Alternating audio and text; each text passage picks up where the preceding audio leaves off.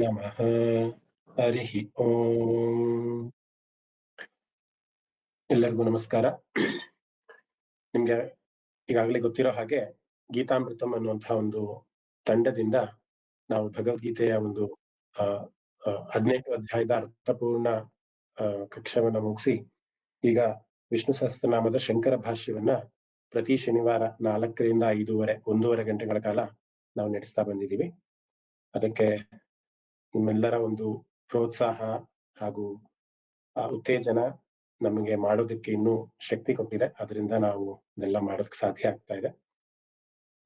ಒಂದು ಆಲೋಚನೆ ಬಂತು, ಏನಂದ್ರೆ ಪ್ರತಿ ವಾರ ಮೊನಾಟನಸ್ ಆಗಿ ಈ ತರ ಭಾಗವತದ ಕಥೆಗಳು ಹಾಗೂ ವಿಷ್ಣು ಸಹಸ್ರನಾಮದ ಚಿಂತನೆ ಮಧ್ಯೆ ಒಂದಿಷ್ಟು ವಿದ್ವಾಂಸರನ್ನ ಕರೆಸಿ ಅವರನ್ನ ಒಂದು ಹಿತನುಡಿಗಳನ್ನ ಅಥವಾ ಸಮಾಜವನ್ನ ಅವರು ನೋಡುವಂತಹ ಒಂದು ರೀತಿಯನ್ನ ನಾವು ತಿಳ್ಕೊಳ್ಳೋಣ ಅನ್ನುವಂತಹ ಒಂದು ಆಲೋಚನೆ ಕೂಡ ಬಂದು ನಾನು ಕಳೆದ ಒಂದು ತಿಂಗಳು ಚಿನ್ಮಯ ಮಿಷನ್ಗೆ ಭಗವದ್ಗೀತೆ ಜಡ್ಜ್ ಆಗಿ ಹೋಗಿದ್ದೆ. ಆಗ ಸ್ವಾಮೀಜಿಗಳನ್ನ ನಾನು ಭೇಟಿ ಮಾಡಿದ್ದೆ. ಬಹಳ ತಿಳಿದುಕೊಂಡು ಬಹಳ ಮೃದು ಸ್ವಭಾವದವರು, ಗುಜರಾದಂತಹ ಸ್ವಾಮಿ ದತ್ತಪಾದಾನಂದರ ಒಂದು ಹಿತವಚನವನ್ನ ನಾವೆಲ್ಲರೂ ಕೂಡ ತಿಳ್ಕೊಳ್ಳೋಣ ಅನ್ನುವಂತಹ ಒಂದು ದೃಷ್ಟಿನಲ್ಲಿ ಅವ್ರನ್ನ ಆಹ್ವಾನ ಮಾಡಿದೆ. ಅವರು ಕೂಡ ಸಂತೋಷದಿಂದ ಒಪ್ಕೊಂಡ್ರು ಬರ್ಲಿಕ್ಕೆ. ಅದಕ್ಕಿಂತ ಮುಂಚೆ ಪ್ರೋಗ್ರಾಮ್ ಅನ್ನ ಶುರು ಮಾಡುವಂತಹ ಒಂದು ಪದ್ಧತಿಯ ಮುಖಾಂತರ ಒಂದು ಪ್ರಾರ್ಥನೆ ಗೀತೆಯಿಂದ ಈ ಒಂದು ಕಾರ್ಯಕ್ರಮದ ಒಂದು ಚಾಲನೆಯನ್ನ ಮಾಡೋಣ. ನನ್ನ ನೆಚ್ಚಿನ ಗುರು ಅಂತಾನೆ ಹೇಳ್ಬೋದು, ಅವ್ರನ್ನು ಕೂಡ ಸಹೋದರಿ ಅಂತಾನು ಕೂಡ ಹೇಳ್ಬೋದು. ಶ್ರೀಮತಿ ಗಾಯತ್ರಿ ನಾಗರಾಜ್ ಕಾಸರಗೋಡು ಅವರು ಸಂಸ್ಕೃತ ವಿದ್ವಾಂಸರಾಗಿದ್ದಾರೆ ಹಾಗೂ ಸಂಗೀತದಲ್ಲೂ ಕೂಡ ಅವರ ಒಂದು ಚಾಕಚಕ್ಯತೆ, ಯೋಗ ಸಾಧನೆಯನ್ನು ಕೂಡ ಅವರು ಮಾಡಿದ್ದಾರೆ. ಅವರು ಇವತ್ತು ನಮ್ಮ ಜೊತೆ ಇದ್ದಾರೆ. ಅವರು ಪ್ರಾರ್ಥನೆಯನ್ನ ಮಾಡಿ ಈ ಒಂದು ಸತ್ಸಂಗಕ್ಕೆ ಒಂದು ಚಾಲನೆಯನ್ನ ನೀಡಬೇಕು ಅಂತ ಕೇಳ್ಕೊಂತೀನಿ. ಗಾಯತ್ರಿ ಭಗಿನಿ.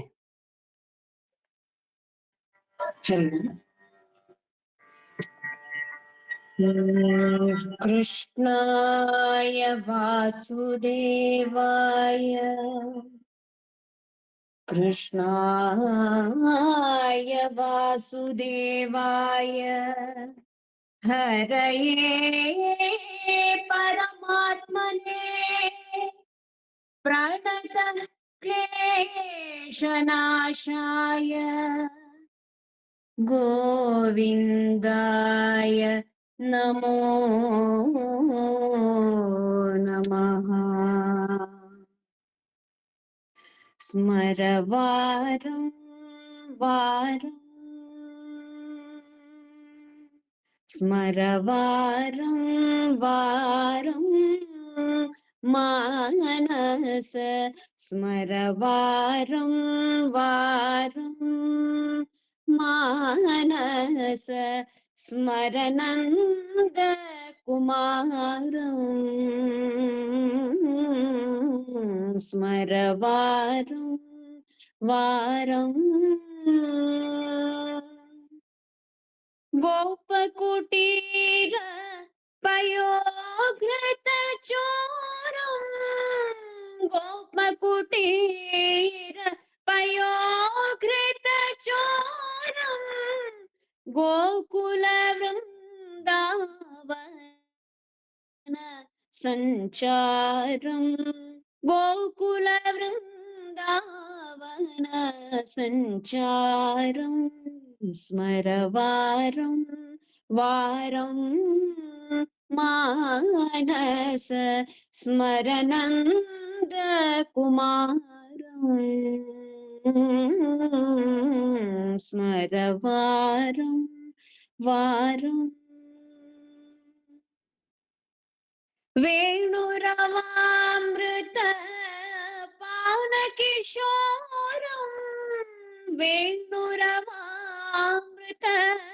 ಪಾನ ಕಿಶೋರಂ ಸೃಷ್ಟಿ ಸ್ಥಿತಿ ಲಯ ಹೇತು ವಿಚಾರಂ ಸೃಷ್ಟಿ ಸ್ಥಿತಿ ಲಯ ಹೇತು ವಿಚಾರಂ ಸ್ಮರ ವಾರಂ ವಾರಂ ಮಾನಸ ಸ್ಮರನಂದ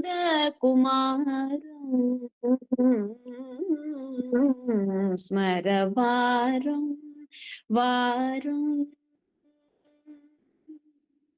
परमहंसरे पञ्चरगीतं परमहंसरे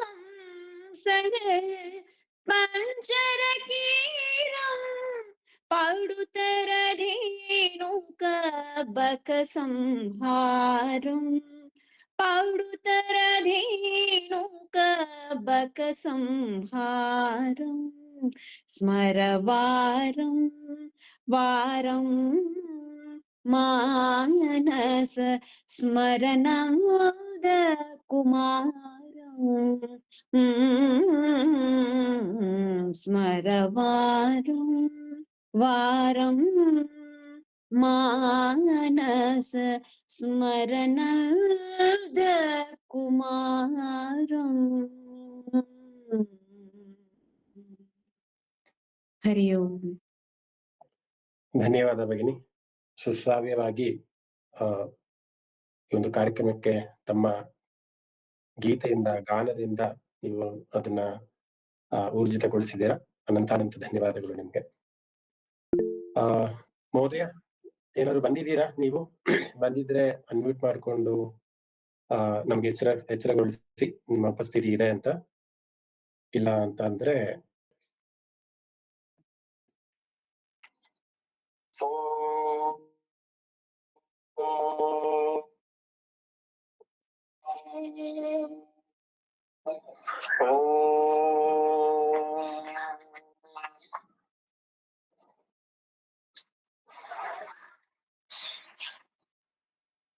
सच्चिदानंद रूपाय विश्वोत्पत्त्यादि हेतवे तापत्रय विनाशाय श्री कृष्णाय वयं नमः। मूकं करोति वाचालं पंगुं लंघयते गिरिं यत्कृपातमहं वन्दे परमानन्दमाधवम्। समस्त जन कल्याणे निरतं करुणामयं नमामि चिन्मयं देवं सद्गुरुं ब्रह्म विद्वरं। ಮೊಟ್ಟ ಮೊದಲು ತಮ್ಮೆಲ್ಲರಲ್ಲಿ ಕ್ಷಮೆಯನ್ನು ಕೇಳಿಕೊಂಡು ತಾಂತ್ರಿಕ ಕಾರಣಗಳಿಂದ ನನಗೆ ಗೂಗಲ್ ಮೀಟ್ ನಲ್ಲಿ ಜಾಯಿನ್ ಆಗೋದಕ್ಕಾಗ್ತಾ ಇಲ್ಲ. ಅದಕ್ಕೆ ಮೊದಲು ಇಲ್ಲಿಯವರೆಗೆ ನಿಮಗೆ ಕಾಯಿಸಿದ್ದಕ್ಕೆ ಕ್ಷಮೆ ಕೇಳ್ತೇನೆ. ಇವತ್ತಿನ ಚರ್ಚೆಯ ವಿಷಯ ನನಗೆ ಹೇಳಿರುವಂತಹದ್ದು ಯಶಸ್ಸು ಅಂತರಂಗದ ಶಾಂತಿಯಲ್ಲಿ ಇದೆ, ಈ ವಿಷಯ.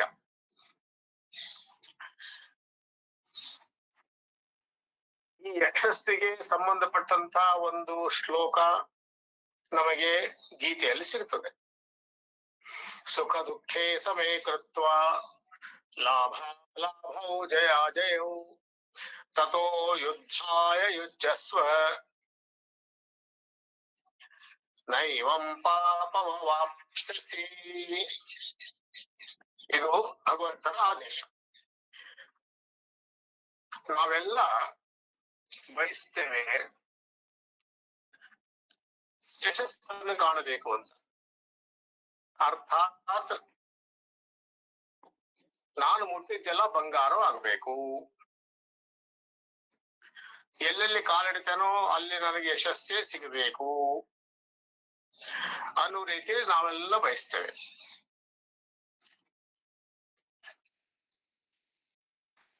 ಈಗ ಪ್ರಶ್ನೆ ಬರುವಂತಹದ್ದು, ಯಶಸ್ಸು ಅನ್ನುವಂತಹದ್ರ ಬಗ್ಗೆ ನಮ್ಮ ತಿಳುವಳಿಕೆ ಏನಿದೆ? ಸಾಮಾನ್ಯ ಸ್ತರದಲ್ಲಿ ಯಶಸ್ಸು ಅಂದ್ರೆ ಏನು, ಅದರ ಬಗ್ಗೆ ನಮ್ಮ ತಿಳುವಳಿಕೆ ಏನು ಅಂದ್ರೆ, ನಾವು ಅಂದುಕೊಂಡದ್ದು, ನಾವು ಎಣಿಸಿದ್ದು, ನಾವು ಬಯಸಿದ್ದು ದೊರೆತರೆ ಅದನ್ನೇ ನಾವು ಯಶಸ್ಸು ಅಂತ ತಿಳ್ಕೊಳ್ತೇವೆ. ಆದ್ರೆ ಅಂಥ ಯಶಸ್ಸನ್ನ ಅಂಥ ಯಶಸ್ಸು ದೊರೆತ ನಂತರ ನಮಗೆ ನಿಜವಾಗ್ಲೂ ಸಮಾಧಾನವಾಗಿದೆಯೇ ಅನ್ನುವಂಥದ್ದು ಪ್ರಶ್ನೆ. ಏನನ್ನೋ ನಾವು ಬಯಸಿದ್ದೇವೆ, ಅದಕ್ಕಾಗಿ ಆಯಾಸ ಪ್ರಯಾಸವನ್ನು ಮಾಡಿಕೊಂಡಿದ್ದೇವೆ, ಅದು ದೊರೆತೂ ಆಯಿತು. ಆದ್ರೆ ಯಾಕೋ ನನಗೆ ಸಮಾಧಾನ ಅನ್ನುವಂಥದ್ದು ನನ್ನ ಮನಸ್ಸಿಗೆ ಆಗ್ತಾ ಇಲ್ಲ. ಅರ್ಥಾತ್ ನಾನು ಏನನ್ನ ಸಾಧಿಸಬೇಕು ಅಂತ ಬಯಸಿದ್ದೇನೋ ಅದು ಸಾಧಿಸಿಲ್ಲ ಅನ್ನುವಂತ ಒಳಗೆ ಏನೋ ಒಂದು ತುಡಿತ ನಮ್ಮ ಒಳಗೆ ಇದ್ದೇ ಇರ್ತದೆ. ಅಥವಾ ಯಾರಾದ್ರೂ ಏನಾದ್ರೂ ಕೇಳಿದ್ರೆ ಇಷ್ಟೆಲ್ಲ ಸಾಧಿಸಿದ್ದೀರಾ, ಇಷ್ಟೆಲ್ಲ ಗಳಿಸಿದ್ದೀರಾ ಅಂತ ಕೇಳಿದ ತಕ್ಷಣ ಅದೇನೋ ಸರಿ ಆದರೆ ಅಂತನ್ನುವಂತ ಒಂದು ಉದ್ಗಾರ ನಮ್ಮಿಂದ ಬರ್ತದೆ. ಇದರ ಅರ್ಥ ಏನು? ಈ ಆದರೆ ಅನ್ನುವಂಥದ್ದು ಏನು ಅಂತಂದ್ರೆ ಬಹುಶಃ ಎಲ್ಲೋ ನಮಗೆ ಸಮಾಧಾನವಾಗಿಲ್ಲ. ಇದಕ್ಕೆ ಶಾಸ್ತ್ರೀಯ ಭಾಷೆಯಲ್ಲಿ ಹೇಳುವುದಾದ್ರೆ ಕೃತಕೃತ್ಯತೆಯ ಅನುಭವ ನಮಗೆ ಬರ್ತಾ ಇಲ್ಲ. ಕೃತಕೃತ್ಯತೆ ಅಂದ್ರೆ ಏನು? ಕೃತಂ ಕೃತ್ಯಂ, ಏನನ್ನ ನಾವು ಮಾಡಬೇಕಾಗಿತ್ತು ಅದನ್ನ ಮಾಡಿ ಪೂರೈಸಿದ್ದೇವೆ, ಅಥವಾ ಏನನ್ನ ಗಳಿಸಬೇಕಾಗಿತ್ತೋ ಅದನ್ನ ಗಳಿಸಿ ಮುಗಿಸಿದ್ದೇವೆ ಅನ್ನುವಂಥದ್ದು ಕೃತಕೃತ್ಯತೆಯ ಭಾವನೆ. ಇದರ ಅರ್ಥ ಏನು ಅಂತಂದ್ರೆ ಒಮ್ಮೆ ಈ ಭಾವನೆ ಬಂದ ನಂತರ ಪುನಃ ನಮ್ಮ ಮನಸ್ಸಿನಲ್ಲಿ ಇನ್ನಾವುದೇ ವಿಚಾರ ಬರಬಾರದು. ಅದೇ ಇರುವಂತಹದ್ದು. ಶ್ರೀಮದ್ ಭಾಗವತದಲ್ಲಿ ನಾವು ನೋಡ್ತೇವೆ, ಒಂದು ಪ್ರಸಂಗದಲ್ಲಿ ಭಗವಾನ್ ವೇದವ್ಯಾಸರು ಕುಳಿತಿದ್ದಾರೆ. ಸರಸ್ವತಿ ನದಿಯ ದಡದಲ್ಲಿ ಅವರ ಆಶ್ರಮ. ಅದರ ಹೆಸರು ಶಮ್ಯಾಪ್ರಾಸ್. ಅದರ ಅಂಗಳದಲ್ಲಿ ಒಂದು ಬದರಿ ವೃಕ್ಷವಿದೆ. ಅದರ ಕೆಳಗೆ ಕುಳಿತು ಯೋಚನೆ ಮಾಡ್ತಿದ್ದಾರೆ. ಏನು ಯೋಚನೆ ಮಾಡ್ತಿದ್ದಾರೆ ಅಂತಂದ್ರೆ, ನಾನು ಬ್ರಹ್ಮಚರ್ಯ ಪಾಲನೆಯನ್ನ ಮಾಡಿ, ಅಧ್ಯಯನ ಇತ್ಯಾದಿಗಳನ್ನ ಮಾಡಿ, ಅಗ್ನಿ ಅತಿಥಿ ಇತ್ಯಾದಿಗಳ ಉಪಾಸನೆ ಮುಂತಾದವುಗಳನ್ನೆಲ್ಲವನ್ನ ಮಾಡಿ ಆ ವೇದಗಳ ಪ್ರಸಾರಕ್ಕಾಗಿ ಅವುಗಳು ಜನರಿಗೆ ಅಧ್ಯಯನ ಮಾಡುವುದಕ್ಕೆ ಅನುಕೂಲವಾಗಲಿ ಅನ್ನುವಂತ ರೀತಿಯಲ್ಲಿ ಅವುಗಳ ವಿಂಗಡಣೆ ಮಾಡಿ, ವಿಭಜನೆ ಮಾಡಿ, ಅಧ್ಯಯನಕ್ಕೆ ಅನುಕೂಲವಾಗುವಂತೆ ಮತ್ತು ಅದರ ಪ್ರಚಾರ ಪ್ರಸಾರಕ್ಕಾಗಿ 4 ಶಿಷ್ಯರನ್ನ ಆಯ್ದುಕೊಂಡು ಅವರೆಲ್ಲರಿಗೂ ಕೂಡ ಅದನ್ನ ಹೇಳಿಕೊಟ್ಟದ್ದಾಗಿದೆ. ತನ್ಮೂಲಕ ಅವರ ಕಾರ್ಯವನ್ನು ಮಾಡ್ತಾ ಇದ್ದಾರೆ. ಇನ್ನು ಯಾವ ತತ್ವವನ್ನ ವೇದಗಳಲ್ಲಿ ವರ್ಣಿಸಿದ್ದಾರೋ ಅದು ಅಷ್ಟು ಸುಲಭವಾಗಿ ಅರ್ಥವಾಗದೆ ಇರುವಂತ ಮಂದ ಮಧ್ಯಮ ಅಧಿಕಾರಿಗಳಿಗಾಗಿ ಅದನ್ನೇ ನಾನು ಸಚಿತ್ರೀಕರಣ ಮಾಡಿ ಪುರಾಣಗಳ ರೂಪದಲ್ಲಿ ಬರದೆ ಅದರಲ್ಲಿ ಅದೇ ತತ್ವವನ್ನ ತಿಳಿಸುವುದಕ್ಕೆ ಪ್ರಯತ್ನ ಮಾಡಿದೆ. ಒಂದು ಮಾತನ್ನು ಕೂಡ ಹೇಳ್ತಾರೆ, ವೇದೇ ರಾಮಾಯಣೆ ಭಾರತೆ ಚೈವ ಆದೌ ಮಧ್ಯೆ ಚ ಅಂತೆ ಚ ಹರಿಹಿ ಸರ್ವತ್ರ ಗೀಯತೆ. ಇದು ಇವುಗಳ ಸಾರ. ಇದನ್ನು ಮಾಡಿ ಆಯ್ತು, ಆಮೇಲೆ ವೇದಗಳಲ್ಲಿ ಇವುಗಳಲ್ಲಿ ಅಧಿಕಾರ ಯಾರಿಗಿಲ್ಲವೋ ಅವರುಗಳು ತಮ್ಮ ಜೀವನವನ್ನ ನಡೆಸುವುದಕ್ಕಾಗಿ ಪಂಚಮ ವೇದ ಅಂತ ಕರೆಸಿಕೊಳ್ಳುವಂತ ಒಂದು ಮಹಾಕಾವ್ಯದ ರಚನೆಯನ್ನು ಮಾಡದೆ, ಇತಿಹಾಸದ ರಚನೆಯನ್ನು ಮಾಡದೆ, ಮಹಾಭಾರತದ ರೂಪದಲ್ಲಿ ಇಷ್ಟೆಲ್ಲ ಆದಾಗ್ಯೂ ಕೂಡ ಯಾಕೋ ಮನಸ್ಸಿನಲ್ಲಿ ಒಂದು ರೀತಿಯ ಅಶಾಂತಿ ನನಗೆ ಅನುಭವಕ್ಕೆ ಬರ್ತಾ ಇದೆ. ಅಂದ್ರೆ ಇಷ್ಟೆಲ್ಲ ಮಾಡಿದಾಗೂ ಕೂಡ ನನಗೆ ಶಾಂತಿ ಅನ್ನುವಂಥದ್ದು ದೊರೀತಾ ಇಲ್ಲ. ಇದಕ್ಕೆ ಏನು ಕಾರಣ?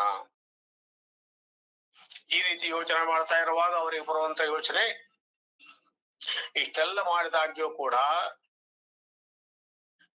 ಇವೆಲ್ಲವೂ ಕೂಡ ಯಾರ ಪ್ರೇರಣೆಯಿಂದ ಆಯಿತೋ ಅಂಥ ಪರಮಾತ್ಮನ ಪೂರ್ತಿ ವರ್ಣನೆ ಮಾಡುವಂಥ, ಅಂದ್ರೆ ಜನ್ಮದಾರಭ್ಯದಿಂದ ಹಿಡಿದು ಅವತಾರ ಸಮಾಪ್ತಿಯವರೆಗೆ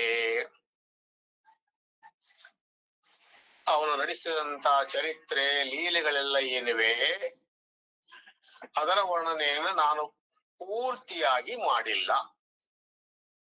ಪುರಾಣಗಳಲ್ಲಿ ಅಲ್ಲಲ್ಲಿ, ಮಹಾಭಾರತದಲ್ಲೂ ಕೂಡ ಅಲ್ಲಲ್ಲಿ ಭಗವದ್ ವರ್ಣನೆ ಇದೆ,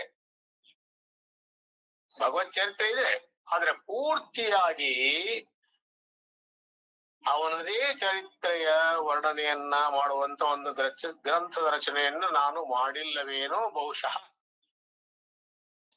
ಅದೇ ನನ್ನ ಅಶಾಂತತೆಗೆ ಕಾರಣ, ಚಿತ್ರದ ಅಶಾಂತತೆಗೆ ಕಾರಣ. ಅದೇ ಸಮಯಕ್ಕೆ ನಾರದರು ಬರ್ತಾರೆ, ಅವರು ಕೂಡ ಅದಕ್ಕೆ ಪುಷ್ಟಿಯನ್ನು ಕೊಡ್ತಾರೆ.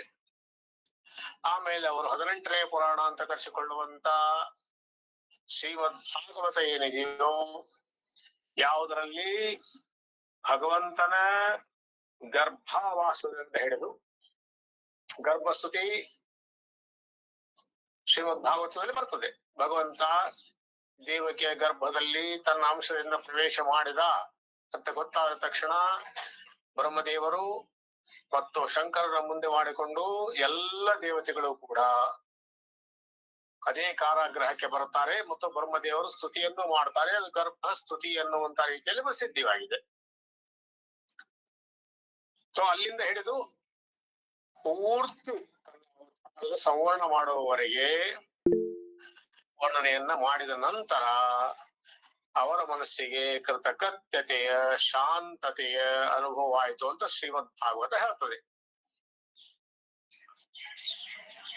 ಶಾಸ್ತ್ರೀಯ ಭಾಷೆಯಲ್ಲಿ ಯಶಸ್ಸು ಅಂದ್ರೆ ಇದು ಜನ್ಮಲಾಭ ಪರಪುಂಸಾಂ ಅಂತೆ ನಾರಾಯಣ ಸ್ಮೃತಿ ಏತಾವಾನ್ ಯೋಗ ಸಾಂಖ್ಯಾಖ್ಯಾಂ ಸ್ವಧರ್ಮ ಪರಿನಿಷ್ಠಯ ಜನ್ಮಲಾಭ ಪರಪುಂಸಾಂ ಅಂತೆ ನಾರಾಯಣ ಸ್ಮೃತಿ. ಭಗವಾನ್ ಶುಕದೇವಿ ಹೇಳ್ತಾರೆ ಈ ಮಾತನ್ನ. ಪರಮ ಲಾಭ ಯಾವುದರಲ್ಲಿದೆ ಅಂದ್ರೆ ಪರಮ ಯಶಸ್ಸು ಯಾವುದರಲ್ಲಿದೆ ಅಂದ್ರೆ ಅಂತೆ ಸ್ಮೃತಿ, ಅಂದ್ರೆ ಕಾರ್ಯವನ್ನ ಮಾಡಿ ಮುಗಿಸಿದ ನಂತರ ಆ ಪರಮಾತ್ಮನ ಸ್ಮರಣೆ ಏನಿದೆ, ಆ ಪರಮಾತ್ಮನ ಸ್ಮರಣೆ ನನಗೆ ಬಂದದ್ದಾದ್ರೆ ಪ್ರಭುವಿನ ಕೃಪೆಯಿಂದ ಆಯಿತು ಅನ್ನುವಂತಹದ್ದು ಬಂದದ್ದಾದ್ರೆ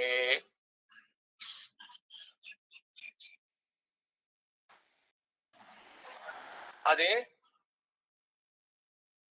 ನಿಜವಾದ ಶಾಂತತೆ. ಇಲ್ಲಿ ನಮ್ಮ ಚರ್ಚೆಯ ವಿಷಯವೇನು? ಅಂತರಂಗದ ಶಾಂತಿಯಲ್ಲಿ ಇದೆ ನಿಜವಾದ ಯಶಸ್ಸು ಅನ್ನುವಂಥದ್ದು. ಈಗ ಯಶಸ್ಸು ಅನ್ನುವಂಥದ್ರ ಬಗ್ಗೆ ನಮ್ಮ ತಿಳುವಳಿಕೆ ಇದು. ನಾನೇನನ್ನು ಬಯಸ್ತೇನೆಯೋ ಅದು ದೊರೆತರೆ ಯಶಸ್ವಿಯಾದೆ. ನಾವು ವರ್ತಮಾನ ಪತ್ರಿಕೆಗಳಲ್ಲಿ, ಪೇಪರ್ಗಳಲ್ಲಿ ಕೂಡ ಓದ್ತೇವೆ. ಆಟ ಮುಂತಾದವುಗಳಲ್ಲಿ, ಕ್ರೀಡೆಗಳಲ್ಲಿ ನಾವು ನೋಡ್ತೇವೆ. ಬೌಲರ್ಗಳು ಬ್ಯಾಟ್ಸ್ಮನ್ಗಳನ್ನ ಕಟ್ಟಿ ಹಾಕುವುದರಲ್ಲಿ ಯಶಸ್ವಿಯಾದರು, ಬ್ಯಾಟ್ಸ್ಮನ್ಗಳು ಬೌಲರ್ಗಳನ್ನ ದಂಡಿಸುವುದರಲ್ಲಿ ಯಶಸ್ವಿಯಾದರು. ಈ ಶಬ್ದವನ್ನು ನಾವು ಕೇಳ್ತೇವೆ. ಆದರೆ ಅವೆಲ್ಲವೂ ನಿಜವಾದ ಯಶಸ್ಸೇ? ಆ ಸಮಯದಲ್ಲಿ ಅದು ನಿಜ. ಆದರೆ ನಿಜವಾದ ಯಶಸ್ಸು ಅನ್ನುವಂತಹದ್ದೇನಾದ್ರೂ ಇದ್ರೆ ಅದರ ನಂತರ ನಮ್ಮ ಚಿತ್ತದಲ್ಲಿ ಬೇರೆ ಯಾವುದೇ ಪಡೆದುಕೊಳ್ಳಬೇಕು, ಏನನ್ನಾದ್ರೂ ಪಡೆದುಕೊಳ್ಳಬೇಕು ಅನ್ನುವಂತ ವಿಚಾರ ಬಾರದೆ ಇದ್ದಂತ ಸ್ಥಿತಿಗೆ ಶಾಸ್ತ್ರಗಳು ಹೇಳ್ತವೆ ಯಶಸ್ಸು.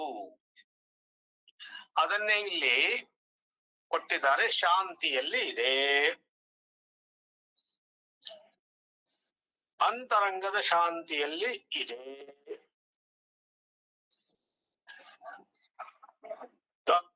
ಹಾಗಾದ್ರೆ ಮೊದಲು ಅಶಾಂತತೆ ಏನು ಕಾರಣ ಅನ್ನುವುದನ್ನು ನಾವು ತಿಳಿದುಕೊಂಡಾಗ ಮಾತ್ರ ನಮಗೆ ಶಾಂತಿಯ ಬಗ್ಗೆ ಅರಿವು ಬರುವಂತಹದ್ದು. ನಮ್ಮ ಚಿತ್ತದ ಅಂತರಂಗದ ಅಶಾಂತಿಗೆ ಕಾರಣ ನಮ್ಮ ಅಂತರಂಗದಲ್ಲಿರುವಂಥ ಇಚ್ಛೆಗಳು, ವಾಸನೆಗಳು, ಕಾಮನೆಗಳು. ಎಲ್ಲಿಯವರೆಗೆ ಇವುಗಳು ನಮ್ಮ ಅಂತರಂಗದಲ್ಲಿ ಇರ್ತವೆಯೋ ಅಲ್ಲಿಯವರೆಗೆ ನಮ್ಮ ಚಿತ್ತದಲ್ಲಿ ಶಾಂತಿ. ನಾವು ಬಯಸಿದಂತ ಶಾಂತಿ. ವೇದಾಂತ ಹೇಳುವಂತದ್ದೇನು? ವೇದಾಂತ ಹೇಳ್ತದೆ ನಮ್ಮ ಜೀವಗಳ ಇಚ್ಛೆ ಎರಡು. ನಾವು ಜೀವಗಳು ಬಯಸೋದು ಎರಡು. ಒಂದು ಅಂದ್ರೆ ಆತ್ಯಂತಿಕ ದುಃಖ ನಿವೃತ್ತಿ, ಎರಡನೇದ್ದು ಪರಮಾನಂದ ಪ್ರಾಪ್ತಿ. ಆತ್ಯಂತಿಕ ದುಃಖ ನಿವೃತ್ತಿ ಅಂತ ಅಂದ್ರೆ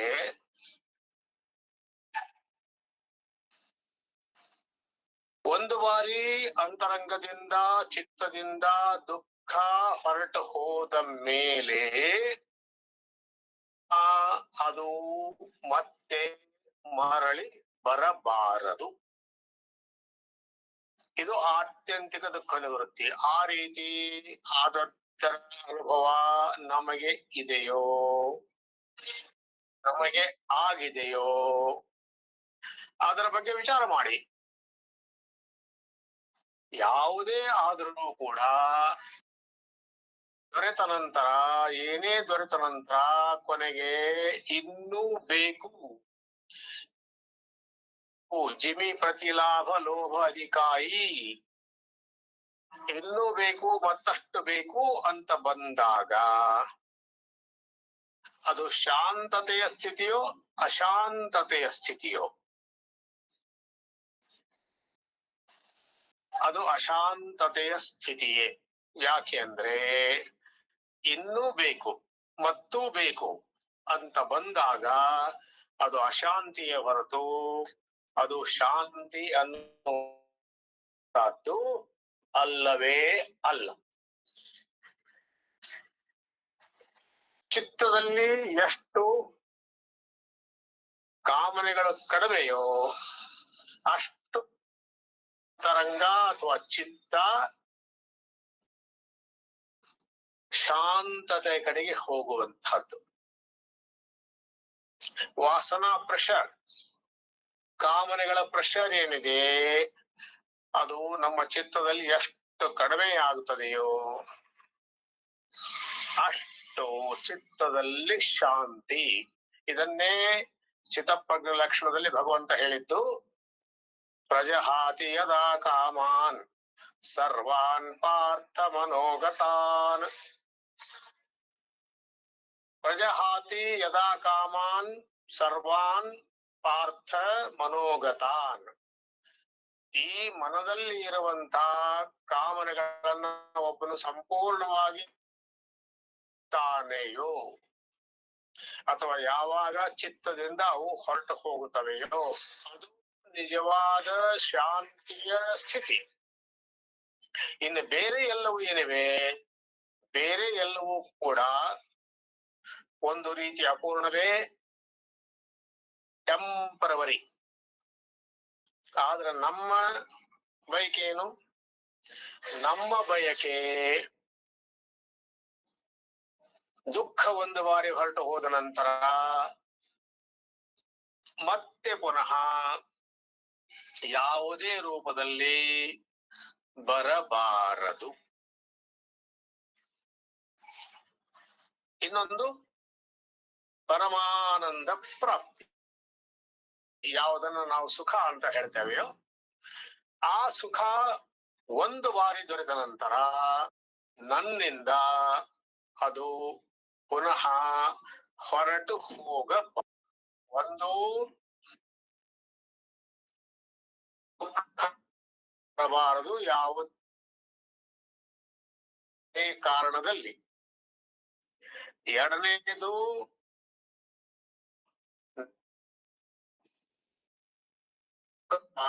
ಅದು ಪುನಃ ಹೊರಟು ಹೋಗಬಾರದು.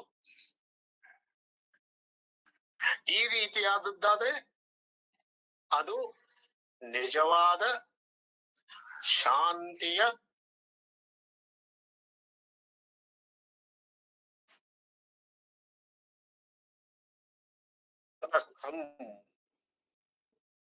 ಅಶಾಂತ ಚಿತ್ತದಲ್ಲಿ ದುಃಖ. ಅಶಾಂತತೆಗೆ ಕಾರಣ ಯಾವುದು? ಇದೆ ಮನೆಗಳು. ಇನ್ನೂ ಬೇಕು, ಮತ್ತು ಬೇಕು, ಇಷ್ಟ ಆಗಬೇಕು, ಹೀಗಾಗಬೇಕು, ಅಥವಾ ಹೀಗಾಗಿದ್ರೆ ಇಷ್ಟ ಆಗಿದ್ರೆ. ಮತ್ತು ಇದು ಯಾವುದೇ ಕರ್ಮಗಳಿಂದ ದೊರೆಯುವಂತಹದ್ದಲ್ಲ. ತ್ರಿವಿಧ ಕರ್ಮಣ ಫಲ. ಒಂದು ಕರ್ಮಕ್ಕೆ 3 ಪ್ರಕಾರದ ಫಲಗಳು ದೊರೆಯುವಂತ ಒಂದು ಸಂದರ್ಭ ಇರ್ತದೆ. ಇಷ್ಟಂ ಅನಿಷ್ಟಂ ಮಿಶ್ರಂ ಚ.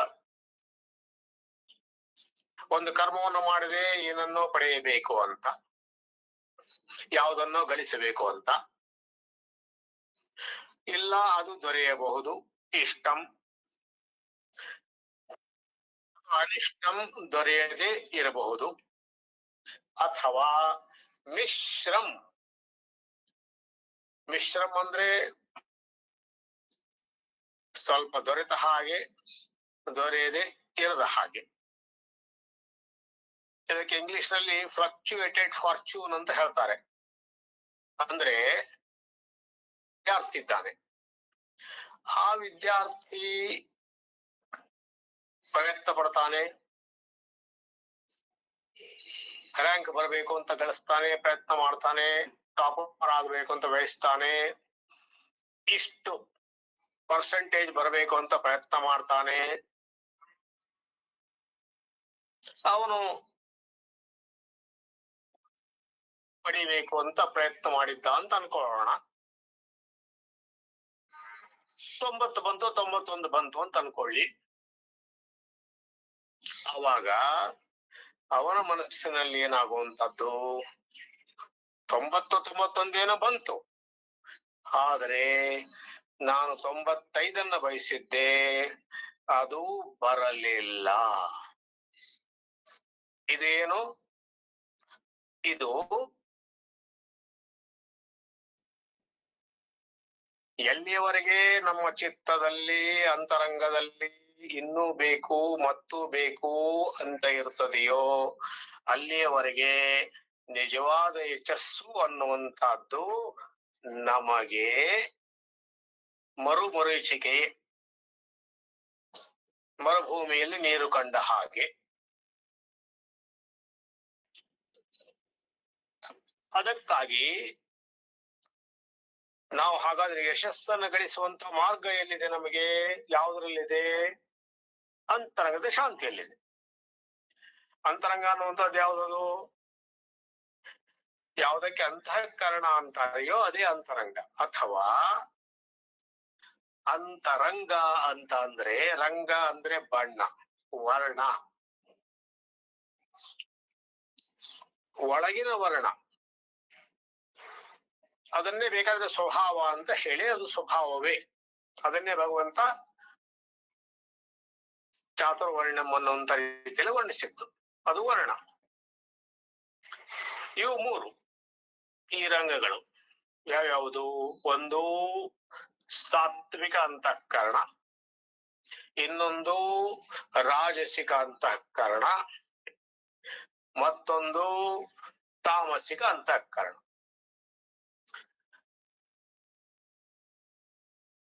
ಒಬ್ಬ ವ್ಯಕ್ತಿ ಸಮಾಧಾನಿಯಾಗಿದ್ದ, ಹಸನ್ಮುಖಿಯಾಗಿರ್ತಾನೆ, ಶಾಂತವಾಗ್ತಾನೆ, ಬೇರೆಯವರ ಪ್ರತಿ ಕಾಳಜಿ ಮುಂತಾದವುಗಳನ್ನು ಮಾಡ್ತಾನೆ, ಆವಾಗ ಅಂತ ವ್ಯಕ್ತಿಯನ್ನ ಇವನು ಪರಮ ಸಾತ್ವಿಕ, ದೇವರಂತ ಮನುಷ್ಯ, ಸಂಭಾವಿತ, ಗುಣವಂತ ಈ ರೀತಿ ಸಂಬೋಧನೆ ಮಾಡ್ತೇವೆ.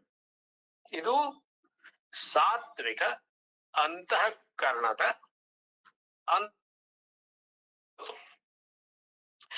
ಅದೇ ಒಬ್ಬ ವ್ಯಕ್ತಿ ಕ್ರೋಧಿಯಾಗಿದ್ದಾನೆ,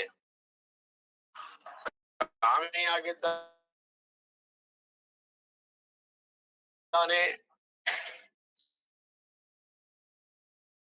ದುರಾಶೆಯುಳ್ಳವನಾಗಿದ್ದಾನೇನೋ ಈ ವ್ಯಕ್ತಿ ಕ್ರೋಧಿ, ಈ ವ್ಯಕ್ತಿ ಕಾಮಿ, ಈ ವ್ಯಕ್ತಿ ಆಸೆ ಪೂರ್ವಕ ಅನ್ನುವಂತ ರೀತಿಯಲ್ಲಿ ಹೇಳ್ತೇವೆ.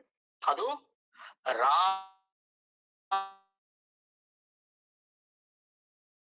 ರಂಗದ ಗುರುತು.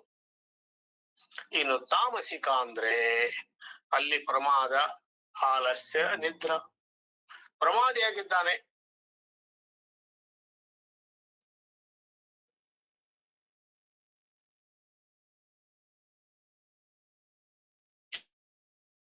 ಇವತ್ತನ್ನು ಮಾಡೋದು ನಾಳೆ ಮಾಡೋಣ, ನಾಡಿದ್ದು ಮಾಡೋಣ, ಈಗಲೇ ಏನು ಅವಸರ, ಈ ರೀತಿ ಮುಂದೆ ಹಾಕುವಂತ ಒಂದು ಪ್ರವೃತ್ತಿ ಪ್ರಮಾದದ್ದು. ಆಲಸ್ಯದ್ದು ಕೂಡ ಅದೇ, ಅಥವಾ ಬೇಕಾಬಿಟ್ಟಿ ಮಾಡುವಂತಹದ್ದು, ಇದೆಲ್ಲ ತಾಮಸಿಕ ಪ್ರವೃತ್ತಿ, ಜಾಡ್ಯದ ಪ್ರವೃತ್ತಿ.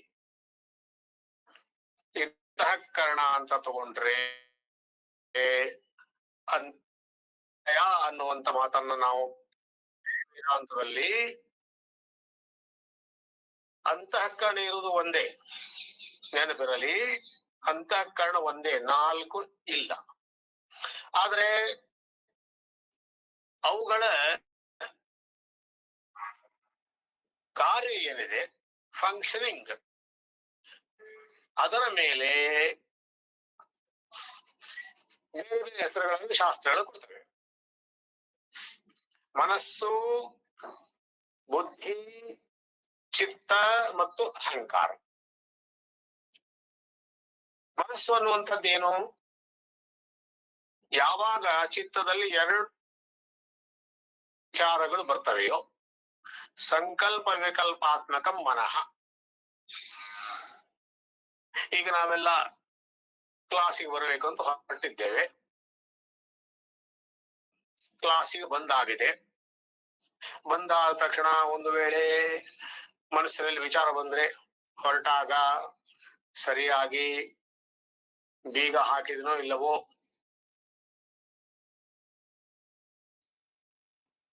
ಅಥವಾ ಮನೆಯ ಕಿಟಕಿಗಳು ಬಾಗಿಲುಗಳನ್ನು ಸರಿಯಾಗಿ ಮುಚ್ಚಿದನೋ ಇಲ್ಲವೋ, ಗ್ಯಾಸ್ ಮುಂತಾದವುಗಳನ್ನು ಬಂದ್ ಮಾಡಿದ್ನೋ ಇಲ್ಲವೋ, ಈ ರೀತಿ ಒಂದು ವಿಚಾರ.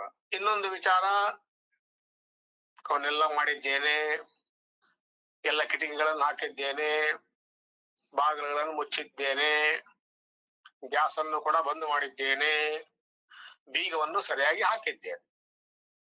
ತಕ್ಷಣ ಇನ್ನೊಂದು ವಿಚಾರ ಬರುವಂತಹದ್ದು, ಇದೆಲ್ಲ ಮಾಡುತ್ತಾ ಇರುವಾಗ ಯಾರೋ ಬಂದರು, ಅಥವಾ ಏನೋ ಬೇಕಾಯ್ತು, ಹೀಗಾಗಿ ಬೀಗ ತೆಗೆದು ಮತ್ತೆ ಒಳಗೆ ಹೋಗಬೇಕಾಯ್ತು, ಮತ್ತೆ ಪುನಃ ಬೀಗ ತೆಗೆದು ಒಳಗೆ ಹೋಗಿ ಬೇಕಾದಂತ ವಸ್ತುವನ್ನ ತೆಗೆದುಕೊಂಡು ಬಂದೆ, ಈಗ ಸರಿಯಾಗಿ ಹಾಕಿದನೋ ಇಲ್ಲವೋ ಗೊತ್ತಿಲ್ಲ. ಈ ರೀತಿ ದ್ವಂದ್ವಗಳು, ಎರಡು ಪ್ರಕಾರದ ವಿಚಾರಗಳು ಬಂದಾಗ ತಾಕಲಾಟ ಬರ್ತಾರೆ. ಮನಸ್ಸು ನಿಶ್ಚಯಾತ್ಮಕ ಬುದ್ಧಿ ಇಲ್ಲ, ಸರಿಯಾಗಿ ಬಾಗಲವನ್ನು ಹಾಕಿದ್ದೇನೆ, ಬೀಗವನ್ನು ಹಾಕಿದ್ದೇನೆ, ಕಿಟಕಿಗಳನ್ನೆಲ್ಲ ಮುಚ್ಚಿದ್ದೇನೆ, ಗ್ಯಾಸ್ ಅನ್ನು ಕೂಡ ಬಂದ್ ಮಾಡಿದ್ದೇನೆ. ಎಸ್ ಅನ್ನುವಂತದ್ದೇನಿದೆ ಇದು ನಿಶ್ಚಯ. ಈ ವಿಚಾರ ಬಂದ್ರೆ ಇದು ಬುದ್ಧಿ ಅಂತ ಕರೆಸ್ಕೊಳ್ತದೆ. ಒಂದೇ ವೃತ್ತಿ.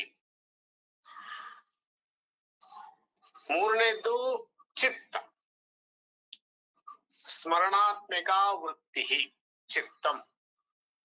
ನೆನಪಿಸಿಕೊಳ್ಳುವಂತಹದ್ದು. ಯಾವುದೋ ಒಂದು ವಸ್ತುವನ್ನು ನೋಡಿದ್ದೇವೆ, ಕೇಳಿದ್ದೇವೆ, ಎಷ್ಟು ಬಾರಿ ಹೇಳ್ತೇವೆ, ಎಲ್ಲೋ ನೋಡಿದ ಹಾಗಿದೆ, ಇಂಥವರ ತಮ್ಮ ಹೆಸರು ಈ ರೀತಿ ಕೇಳ್ತೇವೆ. ನಿಮ್ಮನ್ನ ಎಲ್ಲೋ ನೋಡಿದೆ, ಇಂಥಲ್ಲೇ ನೋಡಿದ್ದೇವೆ. ಇದು ಸ್ಮರಣಾತ್ಮಕ ವೃತ್ತಿ. ಇನ್ನು ಅಹಂ ಕರೋಮಿ, ಅಹಂ ಕರ್ತ ಇತಿ ಅಹಂಕಾರ. ವಿಚಾರ ಒಂದೇ, ಅಂತಃಕರಣ ಒಂದೇ, ಆದ್ರೆ ಬೇರೆ ಬೇರೆ ವಿಚಾರಗಳು ಬಂದಾಗ ಅದು ಬೇರೆ ಬೇರೆ ರೀತಿಯಾಗಿ ಕರೆಸ್ಕೊಳ್ತದೆ. ಮನಸ್ಸು ಅಂತ ಕರೆಸ್ಕೊಳ್ತದೆ. ಎರಡು ಬಗೆಯ ವಿಚಾರಗಳು ಬಂದಾಗ ನಿಶ್ಚಯವಾಗಿ ಇದಿಷ್ಟೇ, ಹೀಗೆ ಇದೆ ಅನ್ನುವಂತಹದ್ದು ದೃಢವಾದಾಗ ಅದೇ ಬುದ್ಧಿ ಅಂತ ಕರೆಸ್ಕೊಳ್ತದೆ ವೃತ್ತಿ. ನೆನಪು ಬಂದಾಗ ನಾವೇನು ನೆನಪಿಸ್ಕೊಳ್ತೇವೆಯೋ ಅದು ಸ್ಮರಣಾತ್ಮಕ ವೃತ್ತಿ ಚಿತ್ತ. ನಾನು ಮಾಡ್ತೇನೆ, ನಾನು ಹೋಗ್ತೇನೆ, ನಾನು ಬರ್ತೇನೆ ಅಂತ ಹೇಳುವಂತದ್ದೇನಿದೆ ನಾನು ನೋಡಿದೆ. ಹಾಗೆ ನೋಡಿದ್ರೆ ಇವೆಲ್ಲವುಗಳು ಕೂಡ ಇಂದ್ರಿಯಗಳ ಕಾರ್ಯಗಳು. ನೋಡುವಿಕೆ ಕಣ್ಣುಗಳದ್ದು, ಕೇಳುವಿಕೆ ಕಿವಿಗಳದ್ದು, ಸ್ಪರ್ಶದ ಅನುಭವವನ್ನು ಕೊಡುವಂತಹದ್ದು ಚರ್ಮದ್ದು, ವಾಸನೆಗಳ ಅನುಭವವನ್ನು ಮಾಡಿಕೊಳ್ಳುವಂತಹದ್ದು ನಾಸಿಕದ್ದು. ಆದ್ರೆ ಇಲ್ಲಿ ಅದರ ಜೊತೆಗೆ ನಾನು ನೋಡಿದೆ, ನಾನು ಕೇಳಿದೆ ಇತ್ಯಾದಿ ಏನ್ ಹೇಳ್ತೇನೋ ಅದು ಅಹಂಕಾರ ವೃತ್ತಿ. ಆದ್ದರಿಂದ ಅಂತಃಕರಣ ಆಗಲಿ ಅಂತರಂಗವಾಗಲಿ ಎರಡು ಒಂದೇ ಒಂದು ರೀತಿಯ. ಅದರಿಂದ ನಾವುಗಳೇನು ನೋಡಿದ್ದೇವೆಯೋ, ಏನನ್ನ ಕೇಳಿದ್ದೇವೆಯೋ, ಏನನ್ನ ಅನುಭವಿಸಿದ್ದೇವೆಯೋ ಅದರ ಮೂಲಕ ಒಂದು ಸ್ವಭಾವ ನಮ್ಮದು ನಿರ್ಮಾಣವಾಗುತ್ತದೆ. ನಾವು ಬೆಳೆದು ಬಂದಂತ ವಾತಾವರಣ, ಬೆಳೆದಂತ ಬಗೆ, ಮನೆಯಲ್ಲಿಯೇ ವಾತಾವರಣ, ಹೊರಗಿನ ವಾತಾವರಣ, ಇವೆಲ್ಲವುಗಳನ್ನು ನಾವು ಏನು ಅನುಭವಿಸ್ತೇವೆಯೋ ಇವುಗಳ ಮೂಲಕವಾಗಿ ಒಂದು ಸ್ವಭಾವ ನಮ್ಮಲ್ಲಿ ಏರ್ಪಡುತ್ತದೆ. ಅದೇ ವರ್ಣ, ಅದೇ ಅಂತರಂಗ. ತನ್ನ ಮೂಲಕ ನನ್ನ ಆಚಾರ ವಿಚಾರ ವ್ಯವಹಾರಗಳು ಯಥಾ ಕರ್ಮ ಯಥಾಶ್ರುತಂ ಅಂತ ಹೇಳಿದ್ರೆ ಉಪನಿಷತ್ತು. ನಾನು ಯಾವ ರೀತಿ ಕೇಳಿದ್ದೀನೋ ಅಥವಾ ನನ್ನ ಜ್ಞಾನ ಯಾವ ರೀತಿಯೋ ಆ ರೀತಿ ನನ್ನ ತಿಳುವಳಿಕೆ, ತನ್ನ ಮೂಲಕ ನನ್ನ ಕರ್ಮ. ಉಪನಿಷತ್ತಿನಲ್ಲಿ ಒಂದು ಕಥೆ ಬರ್ತದೆ. ದೇವತೆಗಳು, ದಾನವರು ಮತ್ತು ಮಾನವರು ಹೋಗುತ್ತಾರೆ ಪ್ರಜಾಪತಿ ಬ್ರಹ್ಮನ ಹತ್ತಿರ. ಪ್ರಭು, ನಮಗೆ ಶಿಕ್ಷಣವನ್ನ ಕೊಡು, ನಾವು ಹೇಗೆ ಬದುಕಬೇಕು, ಯಾವ ರೀತಿ ಬಾಳಬೇಕು, ಅದಕ್ಕಾಗಿ ನಮಗೆ ಉಪದೇಶವನ್ನ ಕೊಡಿ. ತಕ್ಷಣ ಚತುರ್ಮುಖ ಬ್ರಹ್ಮರು ಹೇಳ್ತಾರೆ, ಒಂದು ಅಕ್ಷರದ ಉಪದೇಶವನ್ನು ಮಾಡ್ತಾರೆ. ದ ದ ದ ತಕ್ಷಣ ಇವರು ಅರ್ಥವಾಯಿತು ಅಂತ ಹೇಳ್ತಾರೆ ಮೂವರು. ದೇವತೆಗಳಿಗೆ ಅರ್ಥವಾಯಿತು. ಏನನ್ನ ತಿಳಿದುಕೊಂಡಿದ್ದೀರಾ? ಆವಾಗ ಹೇಳ್ತಾರೆ, ಪ್ರಭು, ನಾವೆಲ್ಲ ಸ್ವರ್ಗದಲ್ಲಿ ಇರ್ತೇವೆ, ಅಲ್ಲಿ ಅನೇಕ ಪ್ರಕಾರದ ಭೋಗಗಳಿವೆ, ಅವುಗಳನ್ನೆಲ್ಲ ಭೋಗಿಸ್ತಾ ಇರ್ತೇವೆ. ಅದಕ್ಕೆ ತಾವು ನಮಗೆ ಉಪದೇಶವನ್ನು ಕೊಟ್ಟದ್ದು ದಮನ. ದಮ ಆ ಭೋಗದಲ್ಲಿ ಸ್ವಲ್ಪ ಸಂಯಮ ಇರಲಿ ಅಂತ ನೀವು ಹೇಳಿದ್ದು. ನಾವು ತಿಳಿದುಕೊಂಡದ್ದು ಇದು. ಸರಿ, ನೀವು ತಿಳಿದುಕೊಂಡದ್ದು ಸರಿ, ಹೊರಟು ಹೋಗಿ. ನೀವೇನು ತಿಳಿದದ್ದು? ಅವ್ರು ಹೇಳ್ತಾರೆ, ಪ್ರಭು ನಮ್ಮ ಸ್ವಭಾವ ಹುಟ್ಟಿನಿಂದಲೇ ಕ್ರೂರ ಸ್ವಭಾವ, ಬಡಿ ಬಡಿ ಕರಿ ಅನ್ನುವಂಥದ್ದು ನಮ್ಮ ಸ್ವಭಾವ. ಆದ್ದರಿಂದ ನಮಗೆ ತಾವು ಕೊಟ್ಟಿರುವಂತ ಉಪದೇಶ ದಯಧ್ವಂ,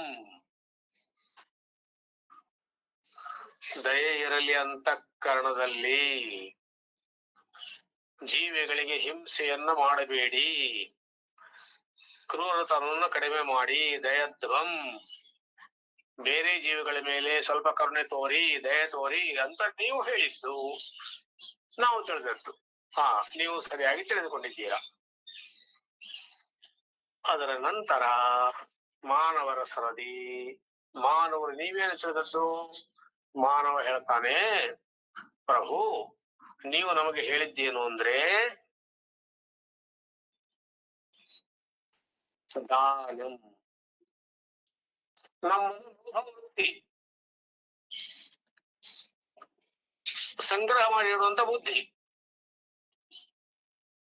ಅದಕ್ಕಾಗಿ ನಮಗೆ ಅತಿ ಸಂಗ್ರಹ ಮಾಡುವುದು ಬೇಡ, ಅತಿ ಲೋಭ ಬೇಡ, ದಾನವನ್ನು ಮಾಡಿ,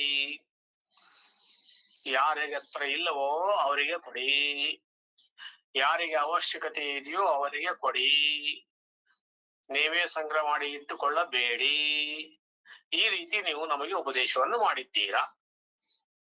ಬ್ರಹ್ಮದೇವರು ಹೇಳ್ತಾರೆ, ನೀವು ತಿಳಿದುಕೊಳ್ಳೋದು ಸರಿ, ಹೋಗಿ ಆಚರಣೆ ಮಾಡಿ.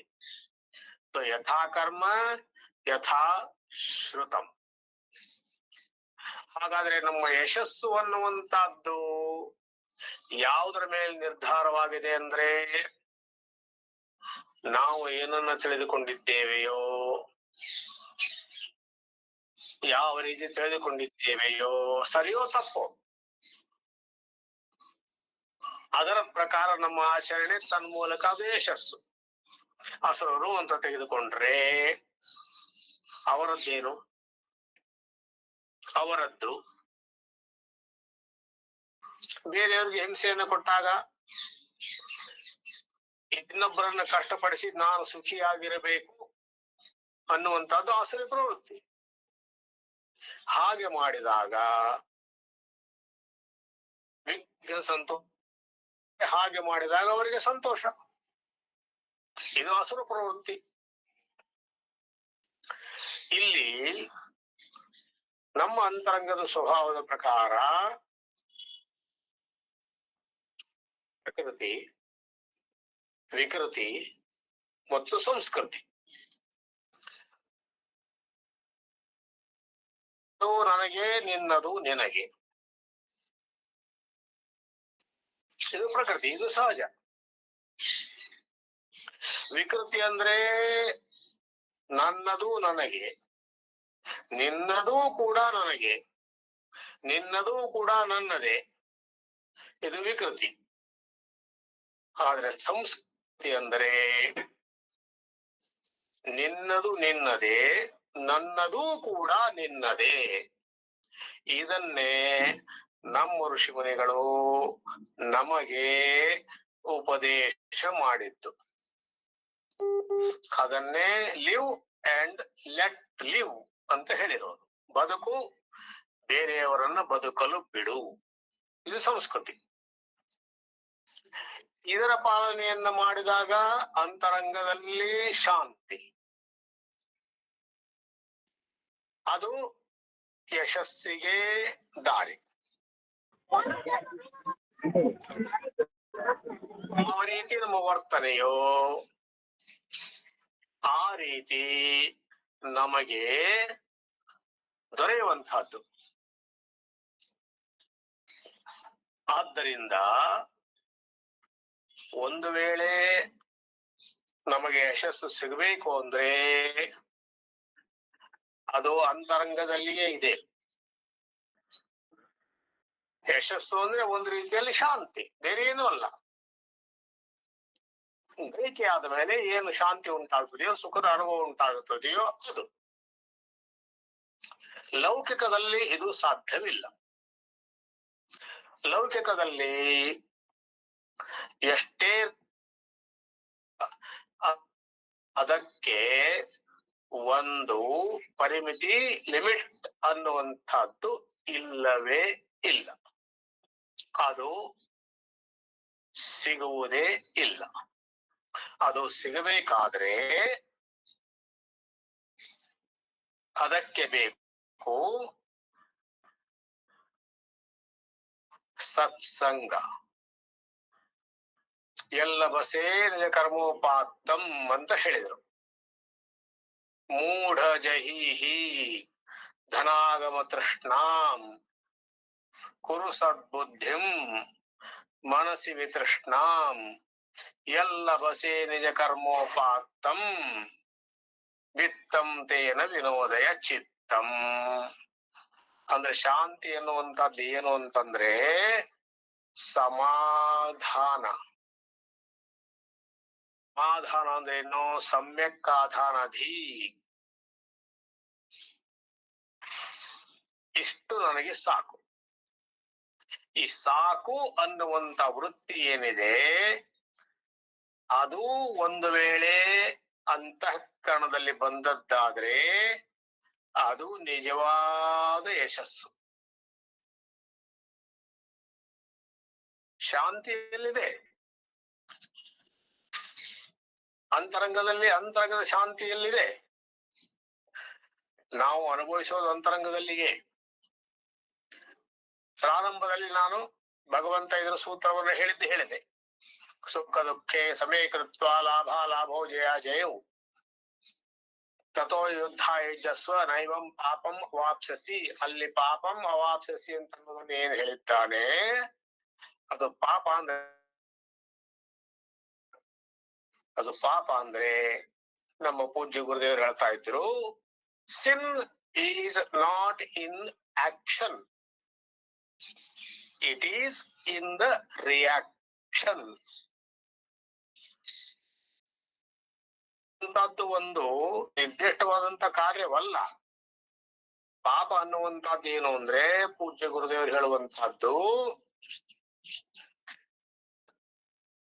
ನಮ್ಮ ಮನಸ್ಸಿನ ಪ್ರತಿಕ್ರಿಯೆ. ಒಳ್ಳೆ ಕೆಲಸವನ್ನು ಮಾಡದೆ ಅನ್ನುವಂತಹದ್ದು ಬಂದ್ರೆ ಅದು ಪುಣ್ಯವೇ. ಅಯ್ಯೋ ನಾನು ಏನನ್ನ ಮಾಡಿದೆ, ನಾನು ಹೀಗೆ ಮಾಡಬಾರದಾಗಿತ್ತು ಅನ್ನುವಂತ ಪ್ರತಿಕ್ರಿಯೆ ಏನಿದೆ ಅದನ್ನೇ ಪಾಪ ಅಂತ ಹೇಳುವಂತಹದ್ದು ಅಷ್ಟೇ, ಬೇರೆ ಏನೂ ಅಲ್ಲ. ಹೀಗೆ ಯಾಕೆ ಮಾಡಿದೆ, ಈ ರೀತಿ ಮಾಡಬಾರದಾಗಿತ್ತು, ನನ್ನ ಬುದ್ಧಿಗೆ ಏನು ಬಂದಿತ್ತು, ಎಷ್ಟೋ ಸತ್ಯ ನಮ್ಮನ್ನು ನಾವು ಬೈಕೊಳ್ಳೋದಿಲ್ಲವೇ? ನನ್ನ ತಲೆ ಕೆಟ್ಟಿತ್ತು, ನನ್ನ ಬುದ್ಧಿಗೆ ಏನಾಗಿತ್ತು, ನನ್ನ ಬುದ್ಧಿ ಭ್ರಷ್ಟವಾಗಿತ್ತು ಅಂತೆಲ್ಲ ಹೇಳ್ಕೊಳ್ತೇವಲ್ಲ, ಅದೆಲ್ಲ ಏನದು? ಅದು ಪಾಪದ ಲಕ್ಷಣವೇ, ಬೇರೆ ಏನೂ ಅಲ್ಲ. ಅದರಿಂದ ಅಂತರಂಗದ ಶಾಂತಿಯಲ್ಲಿ ಯಶಸ್ಸು ಇದೆ ಅಂದ್ರೆ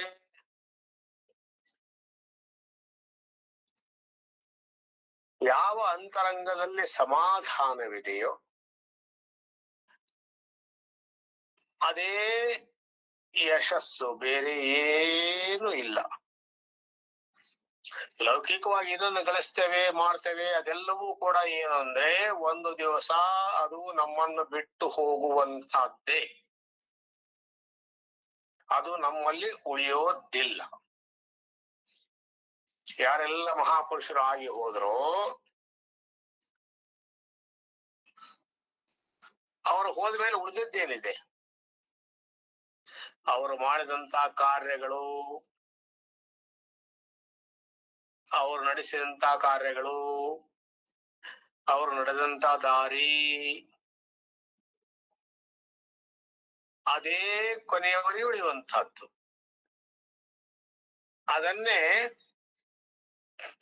ಧರ್ಮ ಅಂತ ಕೂಡ ಹೇಳಿರುವುದು ಶಾಸ್ತ್ರದಲ್ಲಿ. ನಮ್ಮ ಜೊತೆಯಲ್ಲಿ ಬರುವಂತಹದ್ದು ಯಾವುದು ಅಂದ್ರೆ ಧರ್ಮ ಒಂದೇ, ಬೇರೆ ಯಾವುದು ಅಲ್ಲ. ಏನ್ ಹೇಳ್ತದೆ ಸುಭಾಷಿತ?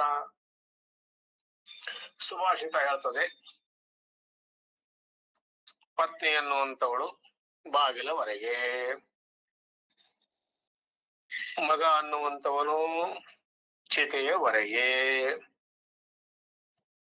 ಹಾಗಾದ್ರೆ ನನ್ನ ಜೊತೆಗೆ ಕೊನೆಯವರೆಗೆ ಬರುವಂತಹದ್ದು ಯಾವುದು ಅಂದ್ರೆ ನಾನು ಮಾಡಿದಂತ ಧರ್ಮ. ಧರ್ಮ ಅಂದ್ರೆ ಏನ್ ಹಾಗಿದ್ರೆ religion is A way of life ಅಂತ ಪೂಜ್ಯ ಗುರುದೇವ್ ಹೇಳ್ತಾ ಇದ್ರು. ನಾನು ಬಾಳಿ ಬದುಕಿದ ರೀತಿ, ನಾನು ಬಾಳಿದ ರೀತಿ ಅದು ಅದೇ ಧರ್ಮ, ಬೇರೆ ಯಾವುದು ಅಲ್ಲ. ಯಾವ ರೀತಿ ನಾನು ಬಾಳಿ ಬದುಕಿದ್ದೇನೆಯೋ, ಯಾವ ರೀತಿ ನನ್ನ ಜೀವನವನ್ನು ನಾನು ನಡೆಸಿದೆನೋ